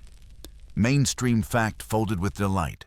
The Nestor's cup is one of the earliest Greek alphabetic inscriptions, already linking drink flirtation and a goddess's ambush. You press your thumb to the shard and decide the alphabet had a lively childhood.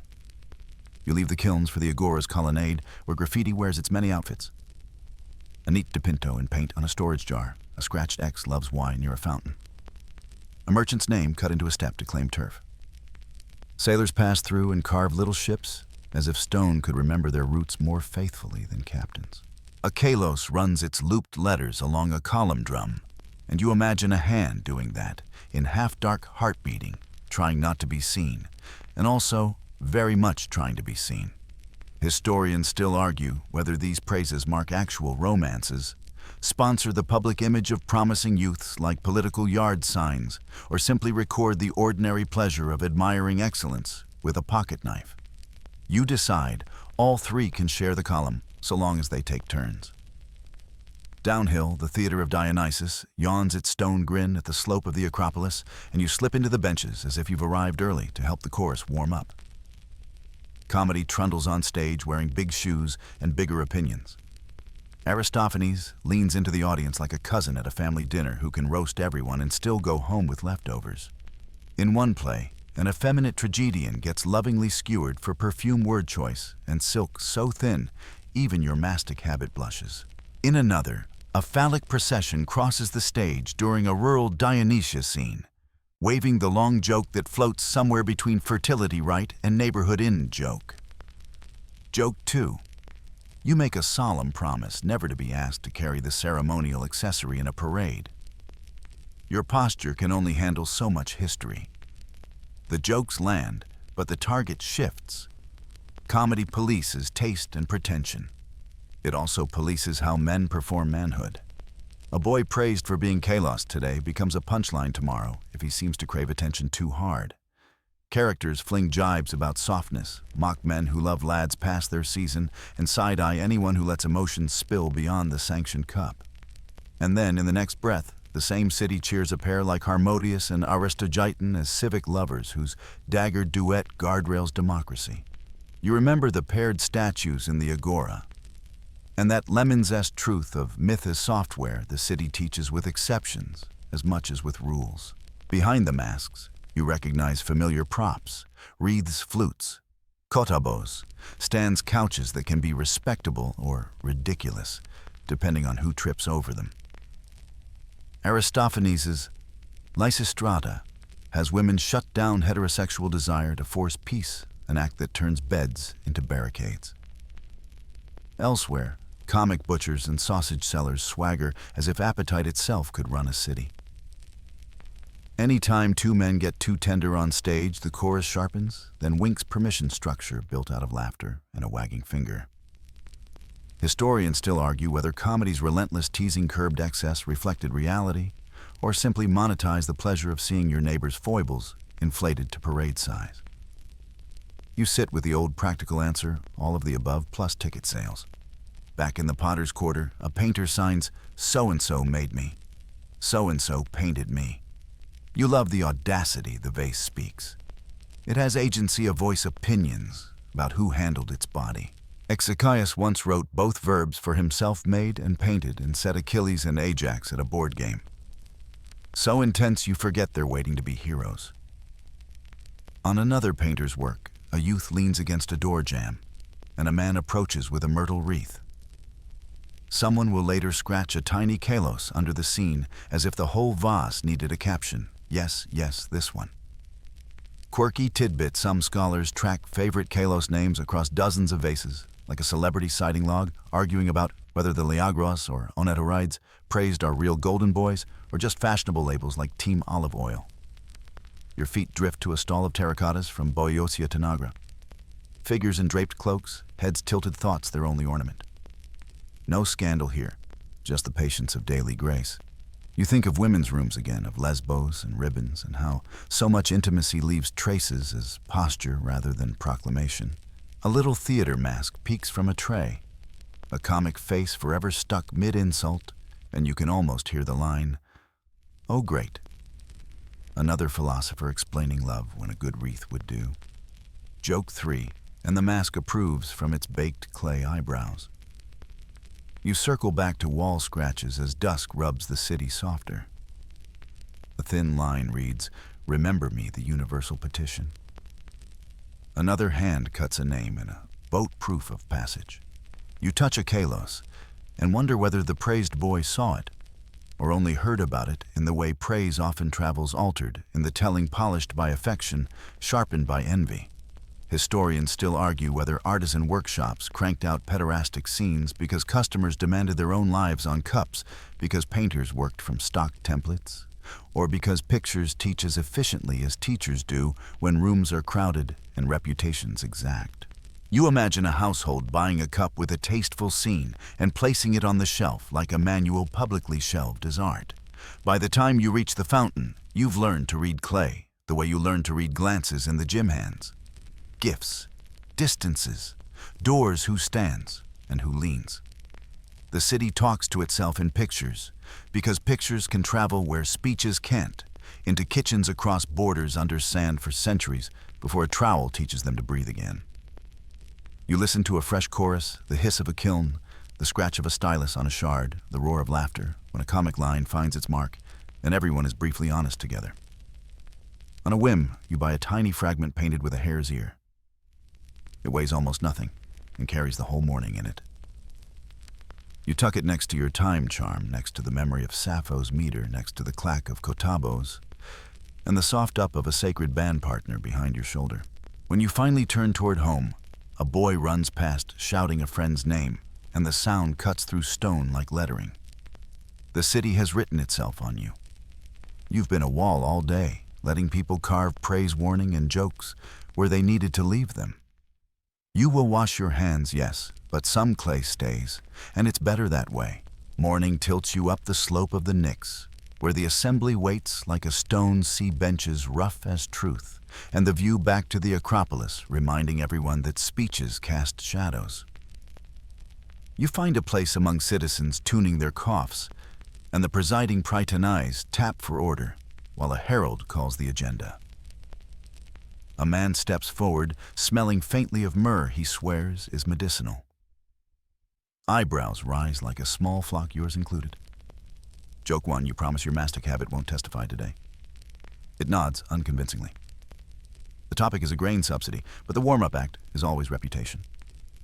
Mainstream fact in Athens, before you can move the city's money or propose a law, your standing can be challenged. Dokimasia scrutiny gives rivals a legal doorway to claim you're unfit. And nothing makes you unfit faster than someone persuading the crowd that you once sold your body or your vote.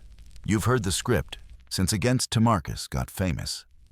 A citizen who prostituted himself as a youth forfeits certain privileges addressing the assembly holding office, serving as herald on pain of a timea civic disgrace. The accuser speaks the law in that ritual chant orators use to make wood sound like marble. Then paints long nights with short coin perfume you can smell from the street cloaks a tutor couldn't afford, and doors opening when decent doors should sleep. The point isn't sex, it's sale. If desire becomes a receipt, citizenship becomes a refundable item.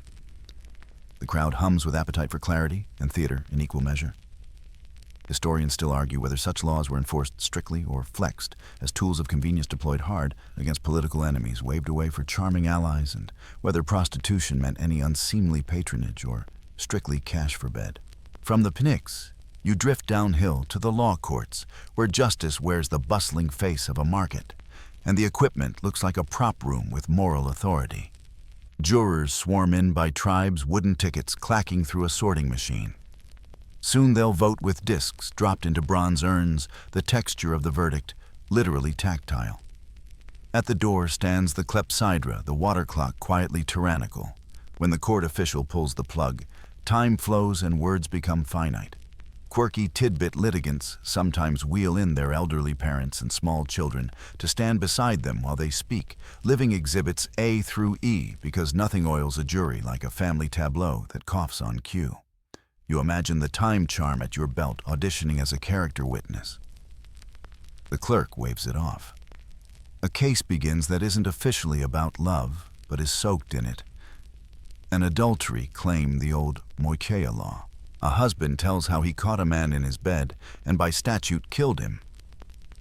Yes. Greek law famously allowed a man to kill an adulterer caught in the act. He reads the relevant clause with relish, and the jurors nod, like men who sleep lightly. The speech gnashes at seduction as worse than a brothel fumble because seduction steals loyalty. It is propaganda that tries to wear a family's name. The dead man's friends whisper that the caught in the act part is awfully convenient. Still, the city writes on the body what it cannot write on marble, who is permitted to guard honor and with which blade. You take a long breath and remember your promise to keep this PG-13. The Areopagus can have the gore. Your bedtime story keeps the lamps turned low. Another day, another scandal against Neaera, where the orator tries to prove a woman's life as a hetaira disqualifies her from living as a citizen's wife, and by extension, threatens the citizenship of her children. The law tangles desire with inheritance. Status is a ledger with skin in the balance. Do you actually know whether every assertion in that speech is true? You don't. Historians still argue whether Neaera's story represents common practice rhetorical excess or the prosecution's revenge tour against her partner. What you feel is the city's pulse in the subtext use sex to redraw family lines, and a jury will try to redraw yours. In a corner of another courtroom, a slave stands at attention, and a litigant demands to prove something with torture because enslaved testimony under pain is considered in theory more reliable than free testimony without it. You flinch because the theory presumes bodies tell truth when hurt, and experience suggests bodies tell you what you want when hurt. A clerk notes the request. A household refuses. The jury accepts silence as a shrug. Athens is a chorus of, as everyone knows, as the law says, as comedy has shown you all braided into verdicts by men who each carry a private theater behind the face. Your guide to this city's heart is the orator who can make law into plot. He drags in perfume again as shorthand for softness. He mimes a walk that sachets. He claims the defendant practices his voice in the shade like a tragic actor, and therefore must be unreliable. Joke 2. You vow never to project from your diaphragm on the Pnyx Hill. The rocks are listening. Effeminacy gets thrown around as a catch-all misdemeanor. The Kineto slur does heavy lifting for arguments too lazy to prove themselves. Even so, the same culture can cheer a citizen for writing tender epigrams to a boy, so long as the tenderness stays framed as pedagogy honor or tasteful nostalgia. Something you noticed in the gym now. Clicks in the courts, boundaries, talk in euphemisms. A hand on a shoulder is instruction, a gift is encouragement, a poem is praise. The difference between virtue and violation is to the law often whether a price changed hands or a husband caught you under the wrong roof. Students learn early to manage witnesses as much as appetites take a walk where a pedagogos can see you. Avoid couches without chaperones. Let the gift be a ribbon, not a coin. The space between I admired him and I hired him is the court's favorite hunting ground. Elsewhere on the docket, a grapha hubreos charge of outrage takes up the morning. The word sprawls like ivy. It can mean assault, sexual violence, or any act that humiliates and dominates with a flourish. The prosecutor narrates a public slap with relish. The defense replies with a parable about youthful high spirits and wine that forgot its water. The jurors scratch beards. The clepsydra drips. The chorus in your head hums a scholion about discretion. Mainstream fact. Greek law punished hubris not simply for harm, but for the insult the arrogant display law as etiquette with teeth. Somewhere, a comic poet takes notes for next year. You notice, too, the role of oaths. Litigants swear by gods with sentences that wear laurel by Zeus of the market and Athena Peleus. I speak truth as if lying would instantly turn their tongues to pottery. No thunderbolt falls, but reputation does. A man marked as perjurer can't wash that off with a new cloak. The city keeps informal ledgers as carefully as formal ones, and love lives on those ledgers as credit or debt praise a youth's virtue you earn interest. Boast you default. The assembly reconvenes, and an ally of your earlier perfumed orator now tries a graphoperenomon against him, claiming his earlier motion was illegal. Nothing to do with desire officially, everything to do with it unofficially. The speeches rehearse the city's double conversation, what the text says and what the text lets you imply. He's the sort of man who fills the air with descriptions of cloak lengths and sandal choices. You'd laugh if the stakes weren't always someone's voice. Solon the lawgiver, invoked like a god who takes good minutes, gets dragged into every debate. Did he really set up cheap state-run brothels to protect citizen wives and stabilize youthful tempers? The anecdote returns like a chorus. You have to admit, it's catchy. Historians still argue whether that tradition is reliable memory-later comedy dressed as law, or a convenient way to hang present practice on a noble ancestor. What's not argued sex work exists in every portico's shadow. And the law draws bright lines around citizen women while painting fainter ones around everyone else.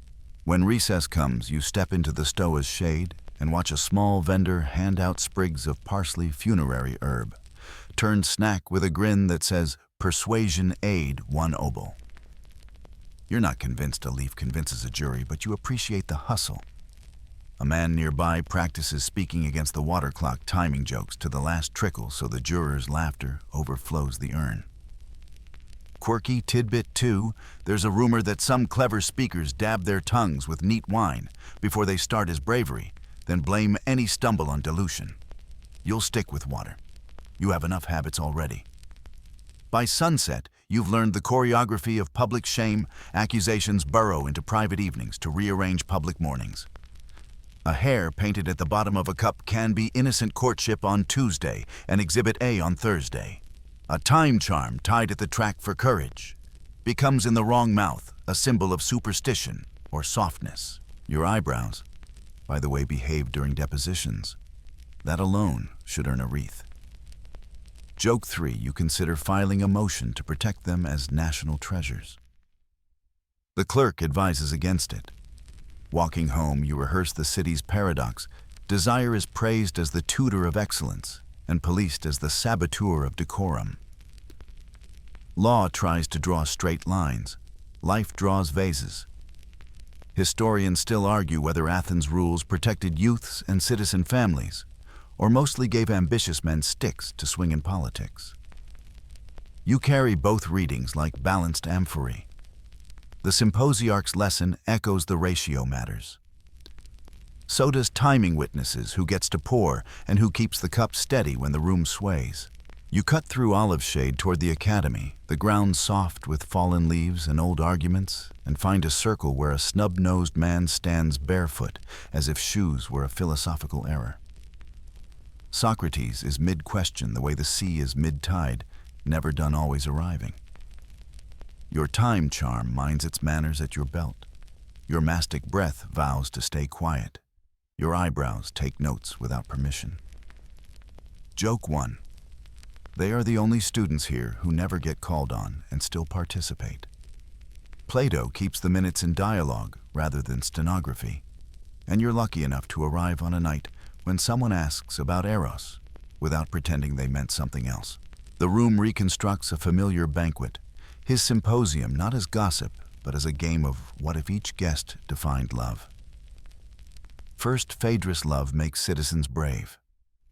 The beloved's eyes turn cowards into men who won't drop the shield.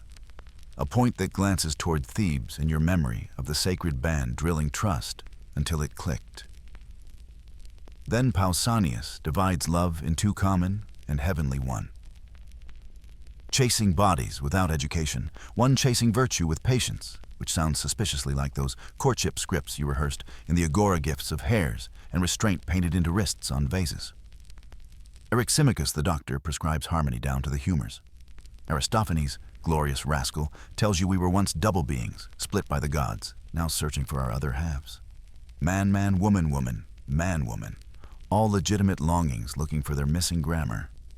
Agathon sings a hymn to beauty itself. The room melts a little. Socrates waits, then cites Diotima priestess teacher, the voice he says taught him what love can be. Through her he draws the ladder you've already half climbed, without names from the beautiful body that starts the spark, to all beautiful bodies, to beautiful souls, to beautiful practices and laws to knowledge, and finally to beauty with a capital that makes lamps blink and eyebrows surrender. Mainstream fact that ladder of love becomes a classic in later philosophy and art. The idea that eros can be sublimated into care for wisdom and civic virtue instead of stopping at perfume and compliments. You remember the gymnasium's discipline the symposiarch's ratios and decide the latter is just another way to say, learn to pour. But Plato's dialogues never sit still. In Phaedrus, Socrates calls eros a kind of divine madness. The best kind then offers the charioteer myth the soul as a driver with two horses, one dark and urgent one, light and disciplined circling the beloved, until wings remember how to grow. You can feel the reins burn your palms a little the way a look in the gym burned politely, then taught your posture to behave. Later in the Laws, a much older Plato lets the Athenian stranger grumble that cities should discourage male-male intercourse outright and channel eros into reproduction and calm. It's the after-hours note from a man who spent pages praising assent and now wants tidy streets. Historians still argue whether Plato is condemning practice regulating a public performance or creating a utopia so strict, even symposia would need a zoning board. Across the grove, Xenophon holds a parallel court of common sense. His symposium gives you fewer fireworks, more furniture. Socrates advising the self-controlled life, praising a beautiful boy's mind, while mocking the idea that beauty guarantees excellence. In the Memorabilia, the same Socrates warns a love-struck friend to avoid sex with boys, altogether seek their improvement, not their bodies. The truly noble relationship is a long lesson in virtue, not a short lesson in appetite. It fits the city you've toured, admiration blessed, when it educates cursed, when it invoices. The hair on your imaginary cup nods solemnly and declines to run. Aristotle strolls in from the Lyceum with a slower cadence, a diagnostician of friendship, philia rather than eros. He sorts bonds like a careful merchant of utility, of pleasure, of virtue. The first two are fine as weather. The last is rare, a steady sun. Perfect friendship is between equals in goodness, reciprocal, and enduring. Age gaps and power gaps make that harder, though not impossible, because equality struggles when one side writes the schedule and the other asks permission to read it. Mainstream fact.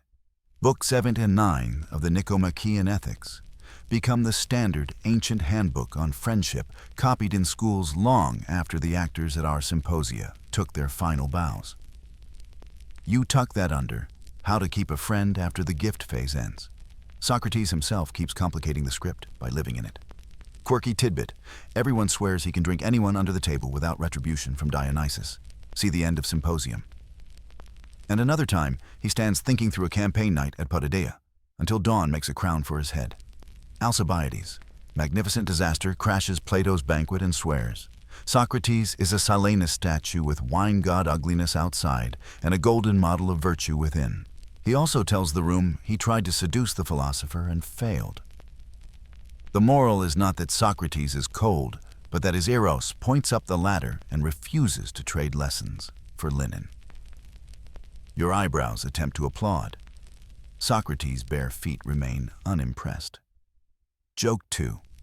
You vow to cultivate at least the not getting drunk superpower. Your mastic habit volunteers as a sober sponsor.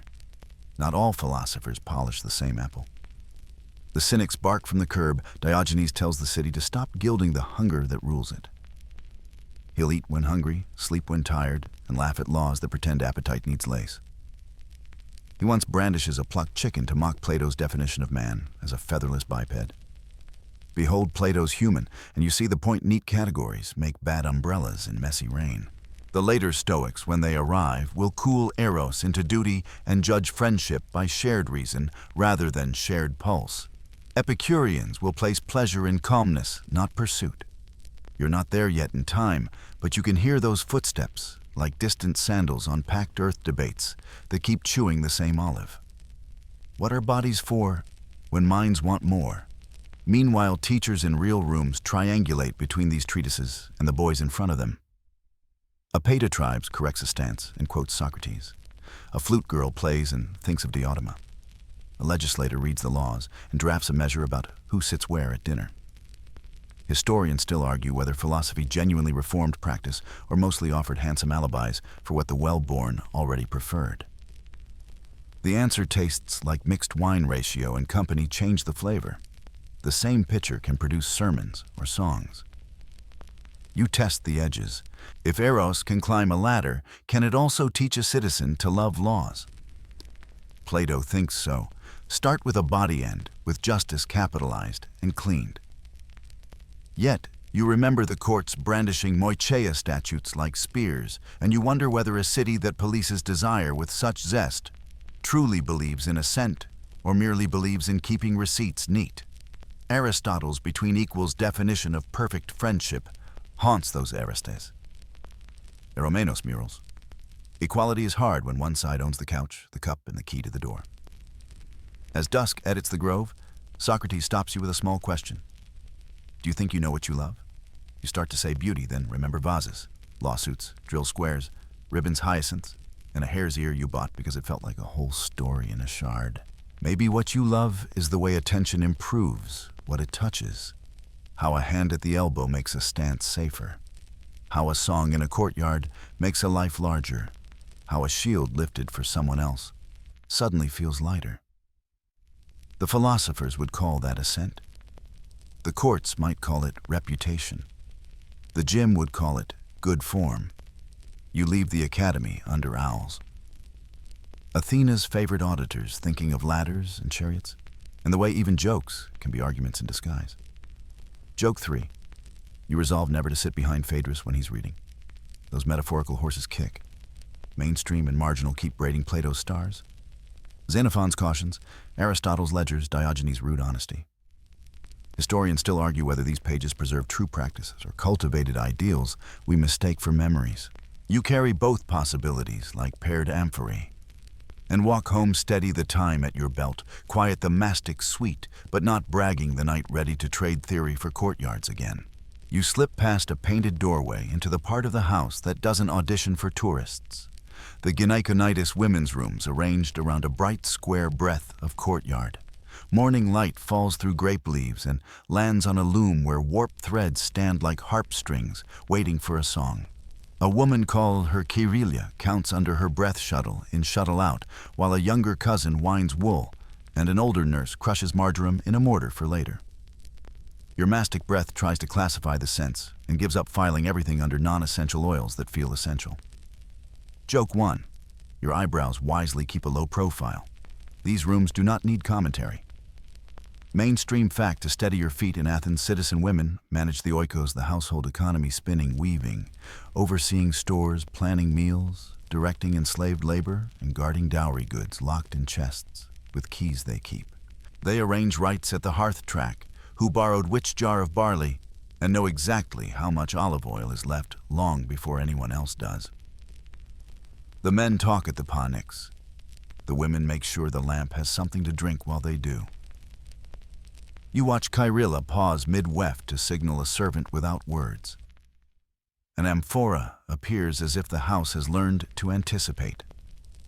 On a wall shelf sits a lutrophoros, the tall, long-necked vase reserved for wedding baths. Its shape is a promise.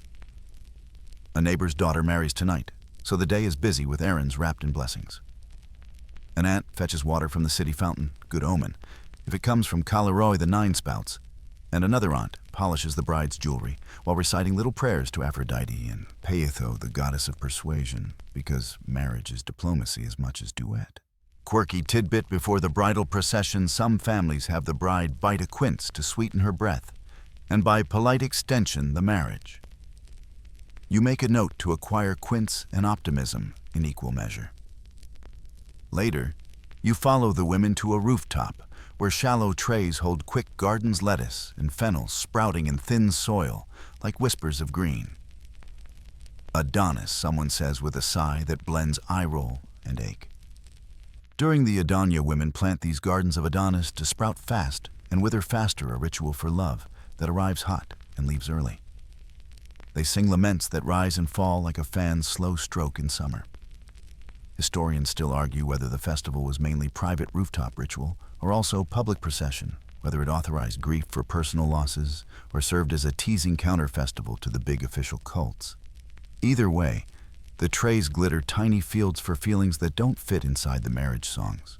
Down on the street, a quiet procession passes, with baskets balanced on heads, Demeter's women going to the Thesmophoria, the autumn festival, where citizen wives camp together, exchange body in-jokes. The men pretend not to want to hear and perform rites for fertility. The details the sources preserve come in sidelong glances. Abstinence jokes, secret objects taken from pits, the megara mixed back into seeds to bless the next planting. You let the edges stay soft. This is a bedtime story, and these are sacred slides of experience men mostly did not see and therefore wrote about with equal parts curiosity and projection. The women vanish beyond a gate companionable as a chorus, and the city briefly feels safer for them knowing each other without you. Back in the courtyard, weaving becomes the day's drum. The nurse tells a story about a midwife who judged the timing of a birth by the look of a candle's flame, steady fluttering long. The household stays, appropriately impressed. A cousin knots a red thread around a wrist against the evil eye. Someone sets a tiny triple-faced image of Hecate on the threshold ready for the U's last night offering. Scraps of food Hecate's deipnon will go out later where doorways collect both dust and ghosts. You remember the herms at the intersections and realize women tend smaller thresholds with equal seriousness. Historians still argue whether these protective practices were household improvisations or carefully taught parts of civic religion. You decide it's both because grand altars do not cancel small devotions, they rhyme with them. Afternoon leans into wedding. The bride bathes, women ululate softly in the steam. The Lutrophoros finally fulfills its silhouette. A friend perfumes the bride's hair with iris oil, a pinch behind each ear the way Sappho's girls might have done, and the room turns briefly into Lesbos by way of Athens' ribbon meter's shared breath. The dowry chest arrives with witnesses and seals a ledger of linens and silver counted like blessings. Outside, boys practice the wedding cry, Hymen Hymeni, with the solemnity of future comedians. The procession will roll with torches, the bride on a cart or walking beside it, the groom reaching to lift her over the threshold, in a pantomime of capture that the whole city insists is custom, not confession. You file that gesture with Zeus's eagle and other myths that male authors call stylish. Your face keeps its bedtime softness. Your mind keeps its notes. At the feast, women's laughter clusters in corners like friendly bees. A grandmother offers a proverb about geese fidelity and locks that has outlived 3 regimes and an unfortunate ceramics fad. Another guest sings a brief epithalamion wedding song that praises the bride's hands at the loom and the groom's skill at well farming. Metaphors do the polite lifting. Your time charm, a ridiculous Athenian habit in a respectable house, stays hidden at your belt and pretends to be a spindle weight. Joke 2, it fails to fool anyone. The nurse gives it a pat, the way one humors a nice superstition. After the procession peels away, the courtyard exhales into the kind of talk that keeps households together. Who needs help with a fussy child? Which neighbor's husband is sick? Which midwife is best when a birth turns long and a room turns into a universe that needs shepherding? Someone produces a tiny parchment with words written backward, an amulet stitched into cloth for safe delivery. Another rolls her eyes, but doesn't throw it away. Quirky tidbit number 2. Some swear by swinging as a cure for sadness, the iora. A ritual that becomes a playground later. Girls on swings, to honor a myth of a girl who hanged herself and was soothed symbolically by motion instead. You feel your body answer. Even your eyebrows sway a little unbidden. A girl whispers about her closest friend now married in another demi, and the room nods with that particular ache you heard on Lesbos, bonds stretching across doors. Songs traveling as letters do, gifts of ribbon and spun thread standing in for visits a guardian won't permit. Historians still argue whether female-female relationships in classical Athens occupied a spectrum that included romance, as well as friendship and ritual kinship, or whether such loves were rare, unrecorded, or simply misread by men who wrote the evidence.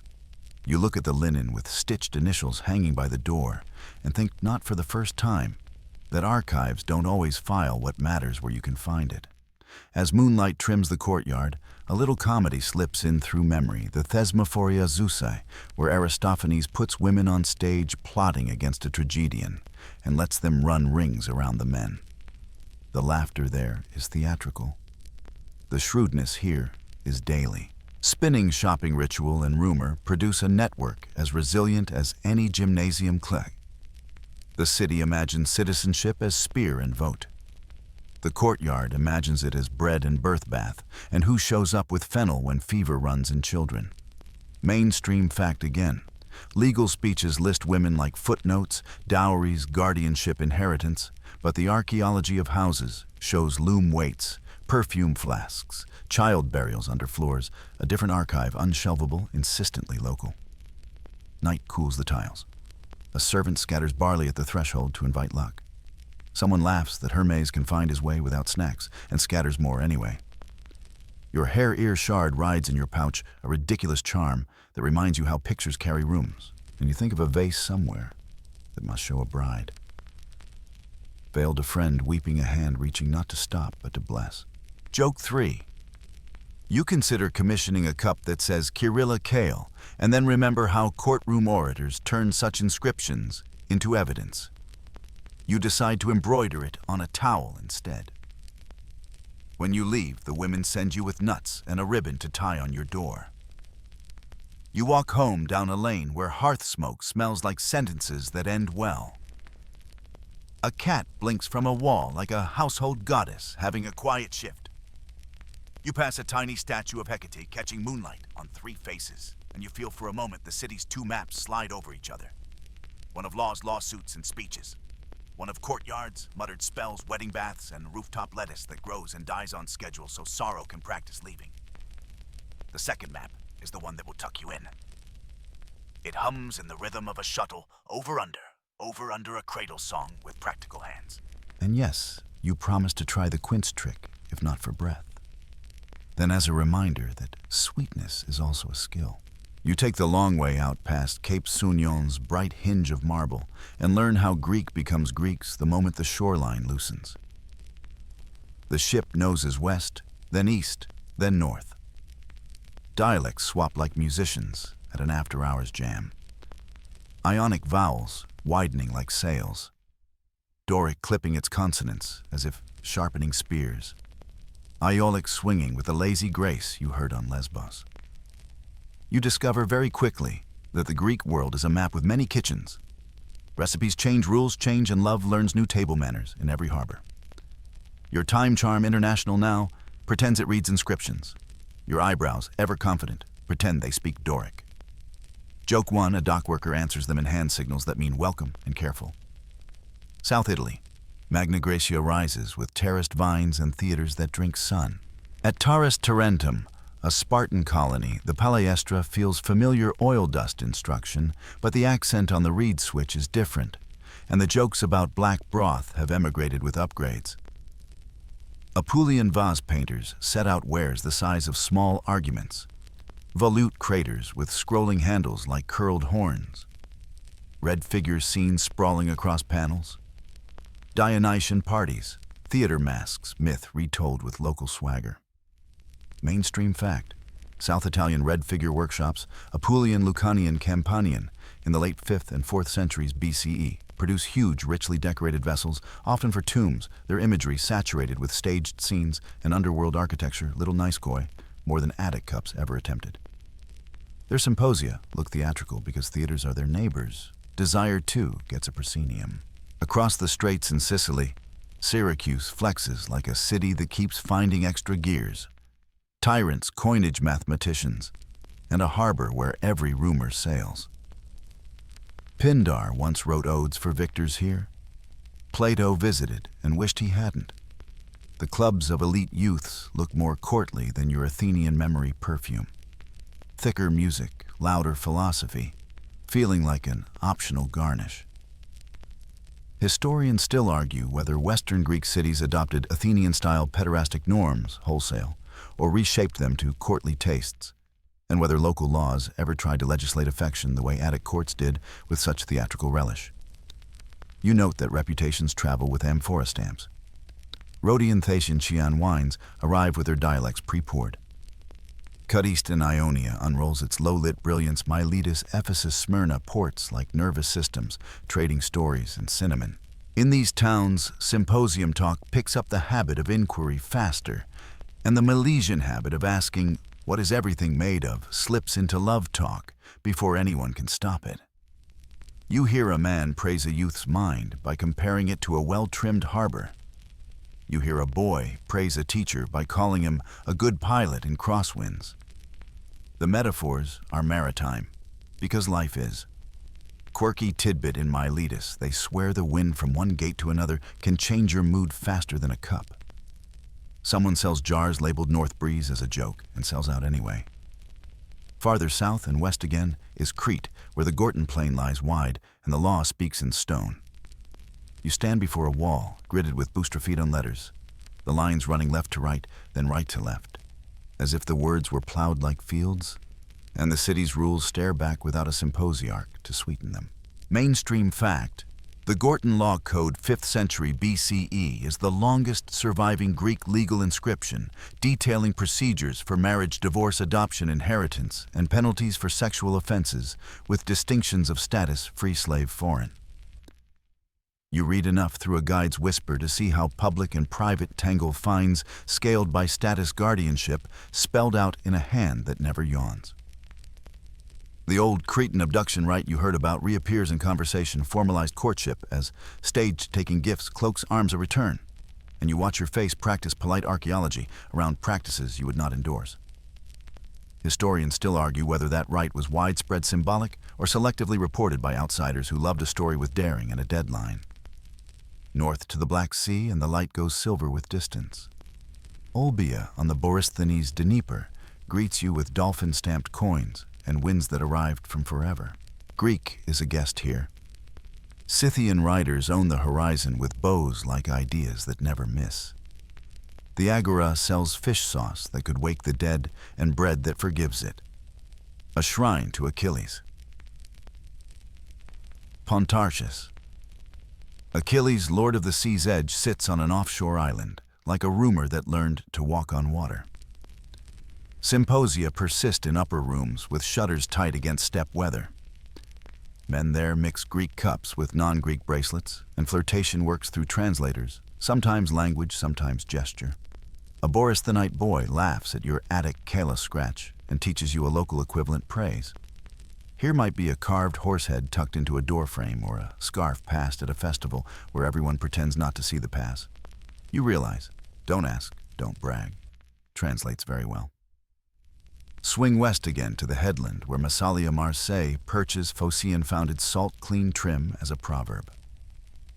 The city wears moderation like a cloak pinned just so.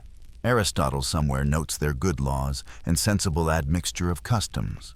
Later gossip insists Massaliot women have a reputation for sobriety and influence something like a Doric spine in an Ionian body. You attend a dinner where water outvotes wine by a scandalous margin, and the conversation veers from trade ratios to a gentle debate about whether boys should dine reclining or upright. Joke 2. You recline one elbow and keep the other morally vigilant. The host approves of your mixed constitution. South across brighter water, serene blooms in Libyan air. A Greek city with African horizon, its hillsides once sown with a plant that tasted of pine and pepper and economy silphium. Coins show it as a segmented stalk with a seed that looks suspiciously like the modern heart symbol. Merchants swear by it as spice medicine and lower your eyebrows aid to love's timing. Quirky tidbit with a blush, ancient writers praise silphium for multiple uses, including recipes and remedies that let couples plan their lives with more finesse than fate alone. The plant will be over-harvested into legend. Tonight you sprinkle a pinch on lentils and understand how taste becomes story. A local girl ties a small bronze of Aphrodite Urania at her wrist and says the goddess prefers honey offered on odd-numbered days. You vow to trust her calendrical authority. Wherever colonists go, households improvise. Mixed marriages, guest friendships, Xenia with local elites, bilingual lullabies, these stitch new cities. You watch a Thracian-born nurse in Abdera hum a tune with a rhythm that makes the Greek words dance differently. You watch a priest at Naucratis in Egypt pour libations to Greek gods beside Egyptian shrines with neighborly grace. A boy at a Black Sea fort collects arrowheads and a Greek grammar in the same pouch. He calls his teacher father one day and captain the next. Historians still argue whether colonial pederasty was looser frontier rules, fewer witnesses, or stricter a badge of Hellenic identity guarded precisely because everything else was fluid. Cups and laws suggest the answer toggles by latitude and mood. You start to track how dialects tilt affection. Doric chorus odes praise boys with a muscular reserve. Ionian love songs melt vowels until even a philosopher sighs. Iolic sneaks the body's symptoms into the line. In Rhegion, a gym trainer quotes a local proverb that makes restraint sound like good accounting. In Ephesus, a flute teacher insists every student learn a sapphic stanza to stretch the lung the right way. Your hair ear shard rides your pouch through all of this like a quiet passport stamp. Not everything is wine and garlands. In some ports, sex markets throw long painted shadows. In others, stern elders declare Athenian indulgence a cautionary tale and stage symposia with more lecture than lyre. A colony with many unmarried men and few citizen families will manufacture its own etiquette out of unemployment and hope. A settled island with strong households will route desire through chaperones with the efficiency of a good harbor master. The same erastēs eromenos words you learned in Athens pick up new weather. Sometimes mentor, sometimes patron, sometimes simply friend, who bought the first book you loved and never asked it back. A scribal habit follows you too. Amphora handles arrive stamped with eponyms and emblems so customs houses can count taxes. Love arrives stamped with private emblems, hair rooster ribbon, so people can count promises. In Taras, a boy gifts a dolphin pendant because the city stamps dolphins on everything that floats. In Cyrene, a sprig of silphium on a table says, "Tomorrow's ours." You finally admit your time charm is a full citizen of this world of plausible deniability. You stop pretending you'll throw it away. Joke 3. You promote it to portable altar and promise it better pocket real estate. By the time you tack back toward mainland Greece, you've learned to distrust any sentence that begins the Greeks believed. One island believes one thing on market days and another during festivals. One colony holds the line on dinner posture while the next invents new couches with footrests because someone's uncle made money on cushions. Mainstream fact to hold while the ship rocks, the 8th to 6th century BCE apoikia movement spread Greek language cults and institutions around the Mediterranean and Black Sea. But every foundation mixed with local soils. Desire rode along sometimes in Attic cups, sometimes in Doric odes, sometimes in the brisk trade of jokes, and learned to ask permission in the accent of the port. The lighthouse at Sunion swings back into view like a promise kept. You carry a pocket full of small sovereignties, a Massaliot proverb about moderation. An Olbian dolphin, a Cretan inscription line that still smells of limestone. A Cyrenean spice that turned dinner into folklore. Historians still argue whether love followed the ship's wake or set the wind. You rocking gently within reach of home decide it did both. In one harbor, it taught restraint by law; in another, by distance; in another, by the quick knowledge that winter arrives early, and you should say what matters before the river freezes. You ride a merchant galley up the Tiber at dusk, the water brown as old wine, and Rome opens like a stone mouth that learned Greek. And then decided to argue with the lesson. You step ashore under a forest of masts, and nose toward a dinner you've been promised will be Greek style but sensible, which is Roman for recline. Yes, yet keep your sandals on, and your sentences sharp.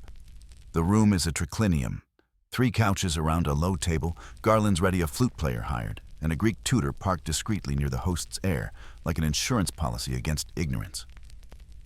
Your time charm pretends it's Latin now. Your mastic breath trader announces you as Attic at 20 paces. Your eyebrows consider growing a stern Roman fringe to blend in. Joke one, they settle for an extra comb-through and a vow to look virtuous. The convivium imitates the symposium's choreography. Wine-diluted toasts, poured riddles flirted with, but the moral lighting is different.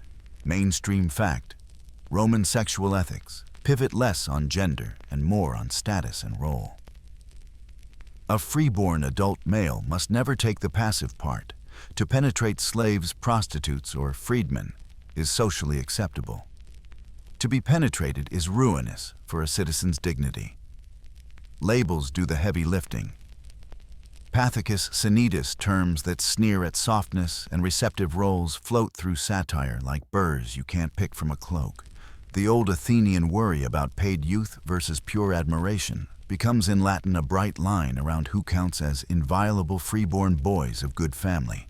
Somewhere in the archive, a law's name clinks the lex Scantinia vague, even to Roman surfaces as a threat against stuprum with freeborn males. Historians still argue whether it targeted only relations with underage citizens or policed wider conduct, and how often it actually bit rather than barked. Your host mentions it as one mentions a household ghost, more useful in stories than in court. Poets pour Greek meters into Italian cups and sip. Virgil's shepherd Corydon pines for the beautiful Alexis in an eclogue whose pastoral air hides a very urban ache. Catullus scatters kisses at Juventius, counting and miscounting like a man who knows arithmetic doesn't apply. Horace dreams of Ligurinas, the boy who floats just out of reach in odes where longing wears a laurel.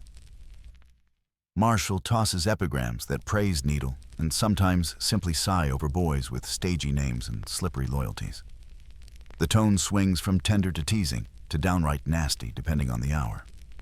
Satire loves to patrol the boundary between taste and scandal, and the Roman ear, raised on courtroom thunder, enjoys moral theater as much as Athens ever did. Across the couch, the tutor lowers his voice and mutters that Greek paideia civilizes. The old Roman at the head of the table mutters that Greek paideia perfumes. Cato the elder, long dead but still audible, once warned that Greek doctors were a conspiracy and Greek books a solvent. Horace later teased that captive Greece captured her fierce conqueror and brought the arts to rustic Latium. Historians still argue whether elite Romans adopted Greek homoerotic scripts, wholesale or domesticated them into status-safe arrangements, puer delicados kept as a household ornament, boys praised in poetry, but carefully slotted into the is not freeborn citizen category in practice. Meanwhile, the household's Greek pedagogus raises an eyebrow that says in any language, read before you boast. A young singer lifts an ode, and the room softens. A slave boy pours Falernian diluted still insolent, and a guest jokes about Cotobos. The host waves it off. Romans preferred dice or smart talk to wine-flinging games. Anyway, the mosaics are new. Quirky tidbit in Pompeii and Herculaneum archaeologists later will find small bronze tokens, spintriae stamped with numbers and tastefully risque scenes. Whether they were brothel checks, locker tokens for the baths, or gaming counters, remains debated over espresso-strength footnotes. You keep your token collection imaginary and your cup steady. The floor deserves mercy. Outside the dining room walls talk like they did in Athens. In the Sabura's tangle, a scrawl boasts, Secundus loves Hilarius. Another swears Marcellus's thighs are like marble graffiti that blushes and giggles across centuries. Bathhouses, those Roman secular temples operate as daily symposia with better plumbing and more democracy of bodies.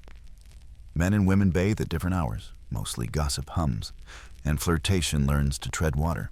You keep this PG-13 because the steam room has no filter, and you prefer your bedtime story with clean towels. Politics sharpens its knives with Greek patterns and Roman edges. Enemies call Julius Caesar every woman's man, and every man's woman a slur, implying submission to the Athenian king Nicomedes in youth. Cicero needles Clodius howls, and the rumor sticks like pitch, even as Caesar swats it away with wit and victories. Historians still argue whether anything happened beyond a rival's convenience. What you learn is the Roman rule of reputation. Let someone tag you Pathicus, and the stain outruns your laundry. Your eyebrows, from sheer survival instinct, try to look Republican small r and severe. Joke 2, they audition for the Senate. The censors decline on account of excessive expressiveness. Empire spreads Greekness like a second climate. In the East, cities still host gymnasia with Greek games and Greek inscriptions. In the West, Latin plays the magistrate, while Greek keeps teaching the children to sing. Then Hadrian arrives, a lover of Greek. Everything beards architecture, slow sentences, and the story turns to a single face. Antinous, a Bithynian youth, travels with the emperor until the Nile takes him in 130 CE. Grief, imperial-sized, invents a god. Mainstream fact: Hadrian founds Antinopolis on the riverbank, coins and statues multiply, and a mystery cult spreads from Egypt to Athens to the far edges, the boy's image carved with the soft gravity of someone mourned into permanence. Historians still argue whether Antinous died by accident suicide or ritual self-offering. You just see how grief can harden into marble and then soften into prayer. At a little shrine on the Palatine, a woman leaves a folded ribbon. At a gymnasium in the East, a wreath hangs near an image of Iolaus, and now also Antinous Greek and New Greek in a quiet duet. Roman law keeps annotating desire with ledgers. The Augustan marriage laws. Lex Julia fret about adultery and birth rates pushing citizens toward procreation with carrots and sticks. Elegists like Ovid smirk and teach arts of love anyway, with a breezy promise that the theater is the best place to find anyone of any preference. Your mastic habit approves of theaters. Your time charm worries about ushers. The Lex Scantinia's shadow reappears whenever a politician needs thunder and a rival has a suspiciously smooth chin. Enforcement is inconsistent. Rhetoric is not. Status arranges rooms. A patron hosts a convivium. Clients recline nearest the door. The poet sits where his dedication placed him. A boy sits where the patron tells him. The Greek ideal of mentorship becomes in shadow, the Roman habit of possession, the puer delicatus, a cherished, often enslaved boy, gilded perfume coached in manners praised as household grace and lamp. You are gentle here. The fact that affection cohabits with ownership is not a charming truth. The poets know it too. Tenderness in their lines collides with chains in their city, and the collision writes an ache you cannot file under custom and walk away. Yet, the lyric keeps trying. Statius writes sweetly of his foster son. Martial can turn from acid to honey in 4 words. A soldier in the East scratches a heart beside a masculine name on a fort wall and trusts the mortar to keep the secret. In the provinces, syncretism breeds room. Greek love tales share altars with local gods who don't care about Latin insults. A stone in Anatolia lists 2 men who built a fountain together and are buried side by side. A papyrus hand in Oxyrhynchus sighs over a boy with a Theban name. Historians still argue whether these traces prove widespread acceptance or simply document the exceptions that burrowed into stone. Back in the triclinium dessert is figs. And talk of virtue, virtue's the Roman word that tries to be bigger than masculinity and narrower than wisdom. A philosopher at the far end praises friendship of equals, cites Aristotle in a Tusculan accent, and says a republic can be measured by how many men it can seat without anyone needing to humiliate anyone else. You raise your cup and think of ladders, thank you. Diotima shields, thank you, Thebes. And linens embroidered in courtyards, where women sang vows you weren't invited to hear, thank you, Lesbos and Athens. The empire borrows edits, legalizes regrets. It holds Greek mirrors up to Roman faces and calls the reflection either improvement or danger, depending on who's winning elections. Night leans its quiet shoulder against the Palatine. Somewhere, a little bronze Priapus guards a garden with a joke you tactfully ignore. Somewhere, a barber heats tweezers for a client chasing smoothness that satire will mock as Greekified. Somewhere, a statue of Antinous watches a fountain and turns strangers' sighs into a cult calendar. You walk through the forum where myths are all employed. Ganymede on gems, Achilles on cups, Hercules on door lintels, all drafted into Roman service with Latin captions. Joke 3, your eyebrows debate filing for Roman citizenship as prominent arches of impeccable virtue. You deny the petition on grounds of hubris. By the time you reach your lodging, the city hums at the same frequency as Athens just pitched through brass.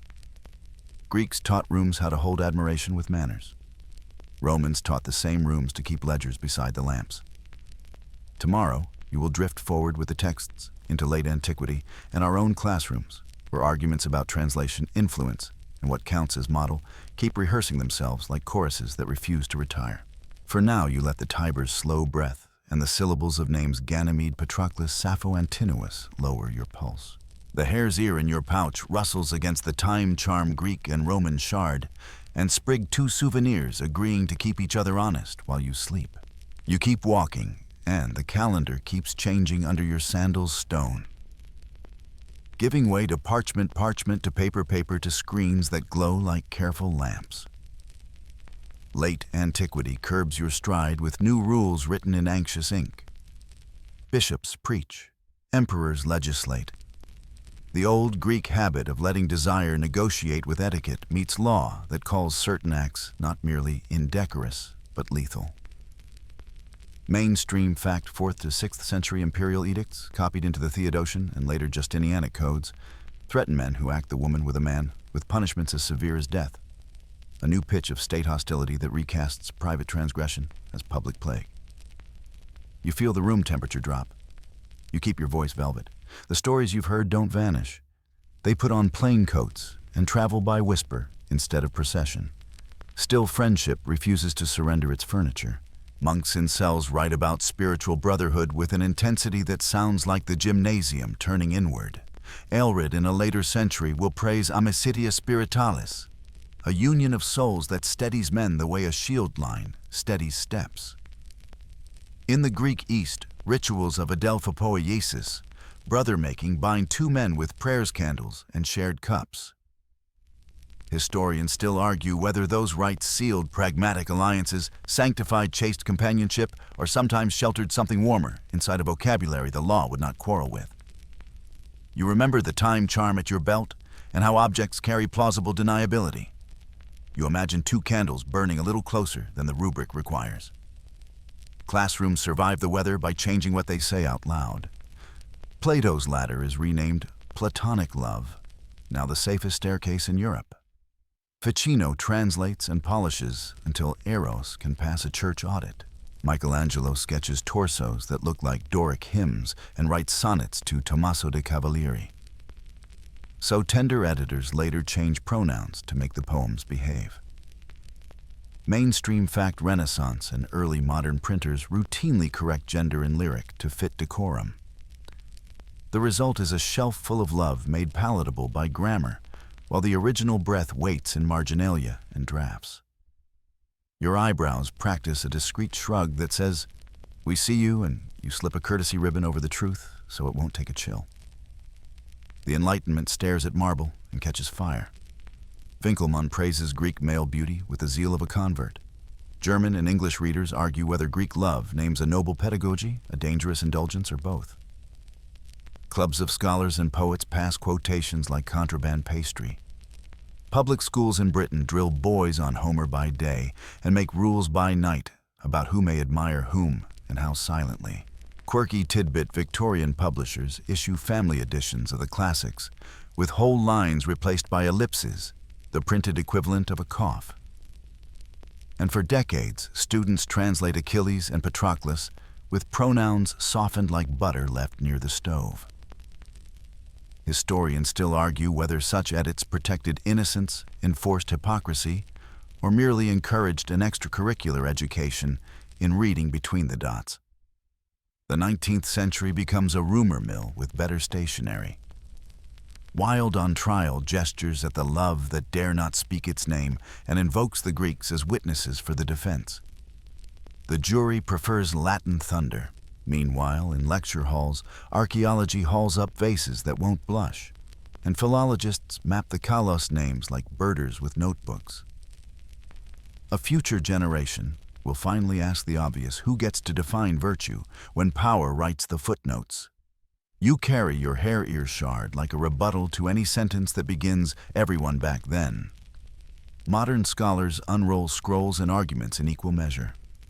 One writes a careful study of Athenian patterns and redraws the diagram so it looks less like sin and more like structure. Another says structure is still power, and power leaves fingerprints on every gift. A philosopher rewrites the history of sexuality in volumes that declare categories or inventions as much as discoveries. Another reads Sappho with spectral imaging and says, look, the ink still remembers being wet. Historians still argue whether our labels gay, queer, bisexual can responsibly backdate onto lives that never spoke those words. You choose the honest compromise name, the patterns, keep the adjectives soft. Let the people under the labels keep their weather. Museums change too. Where once a placard said 2 men at exercise, a new one finally says courtship gift and points to the hair in the painted hand. Teachers swap out friend for beloved in a poem where the heartbeat says what the translation used to muffle.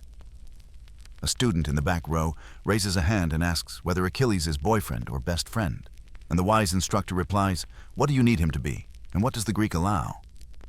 The class learns a bigger lesson. Interpretation is responsibility dressed as curiosity. Joke 1, your eyebrows now. Adjunct faculty. Mime a tiny lecture on close reading and earn extra office hours. Late antiquities punishments echo into law codes and pulpits, yet bodies always find passages law does not patrol. Soldiers bury side by side, and a stone says companion with a tenderness the chisel can't hide.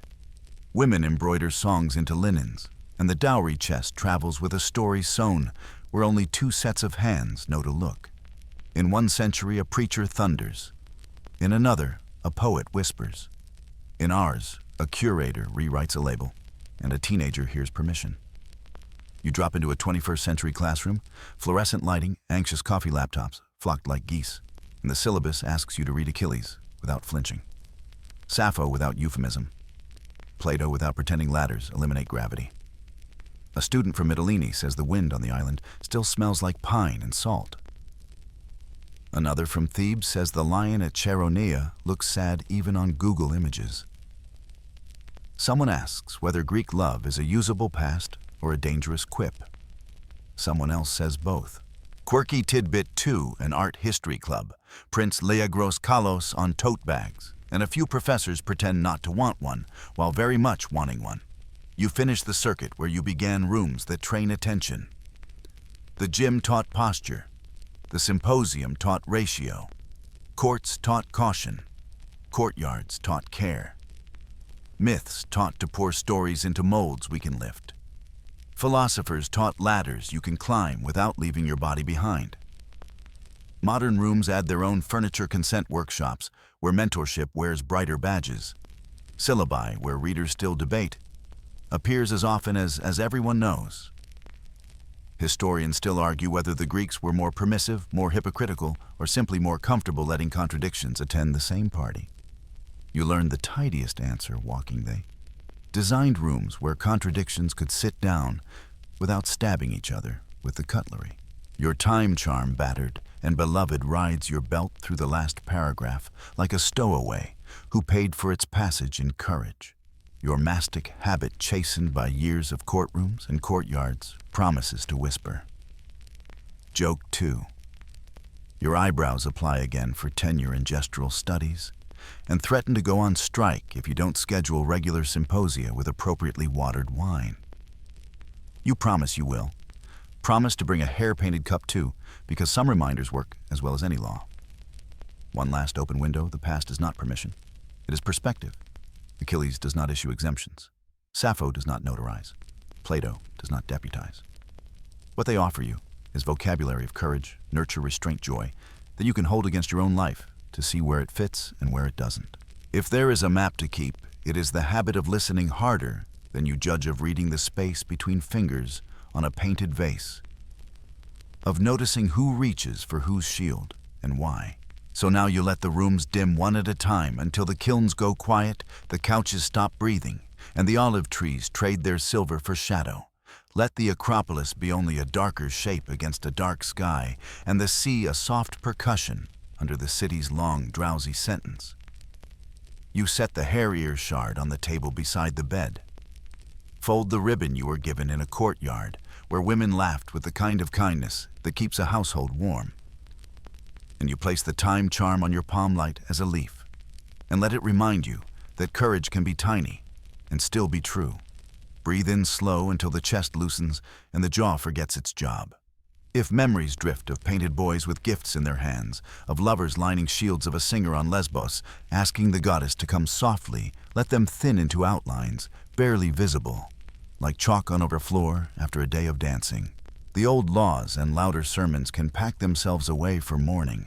The kinder rules patience consent, care a good ratio may stay, because they know how to sit quietly in the corner without knocking things over. You are safe here in this small, lamp-warm room the world cannot enter without your invitation.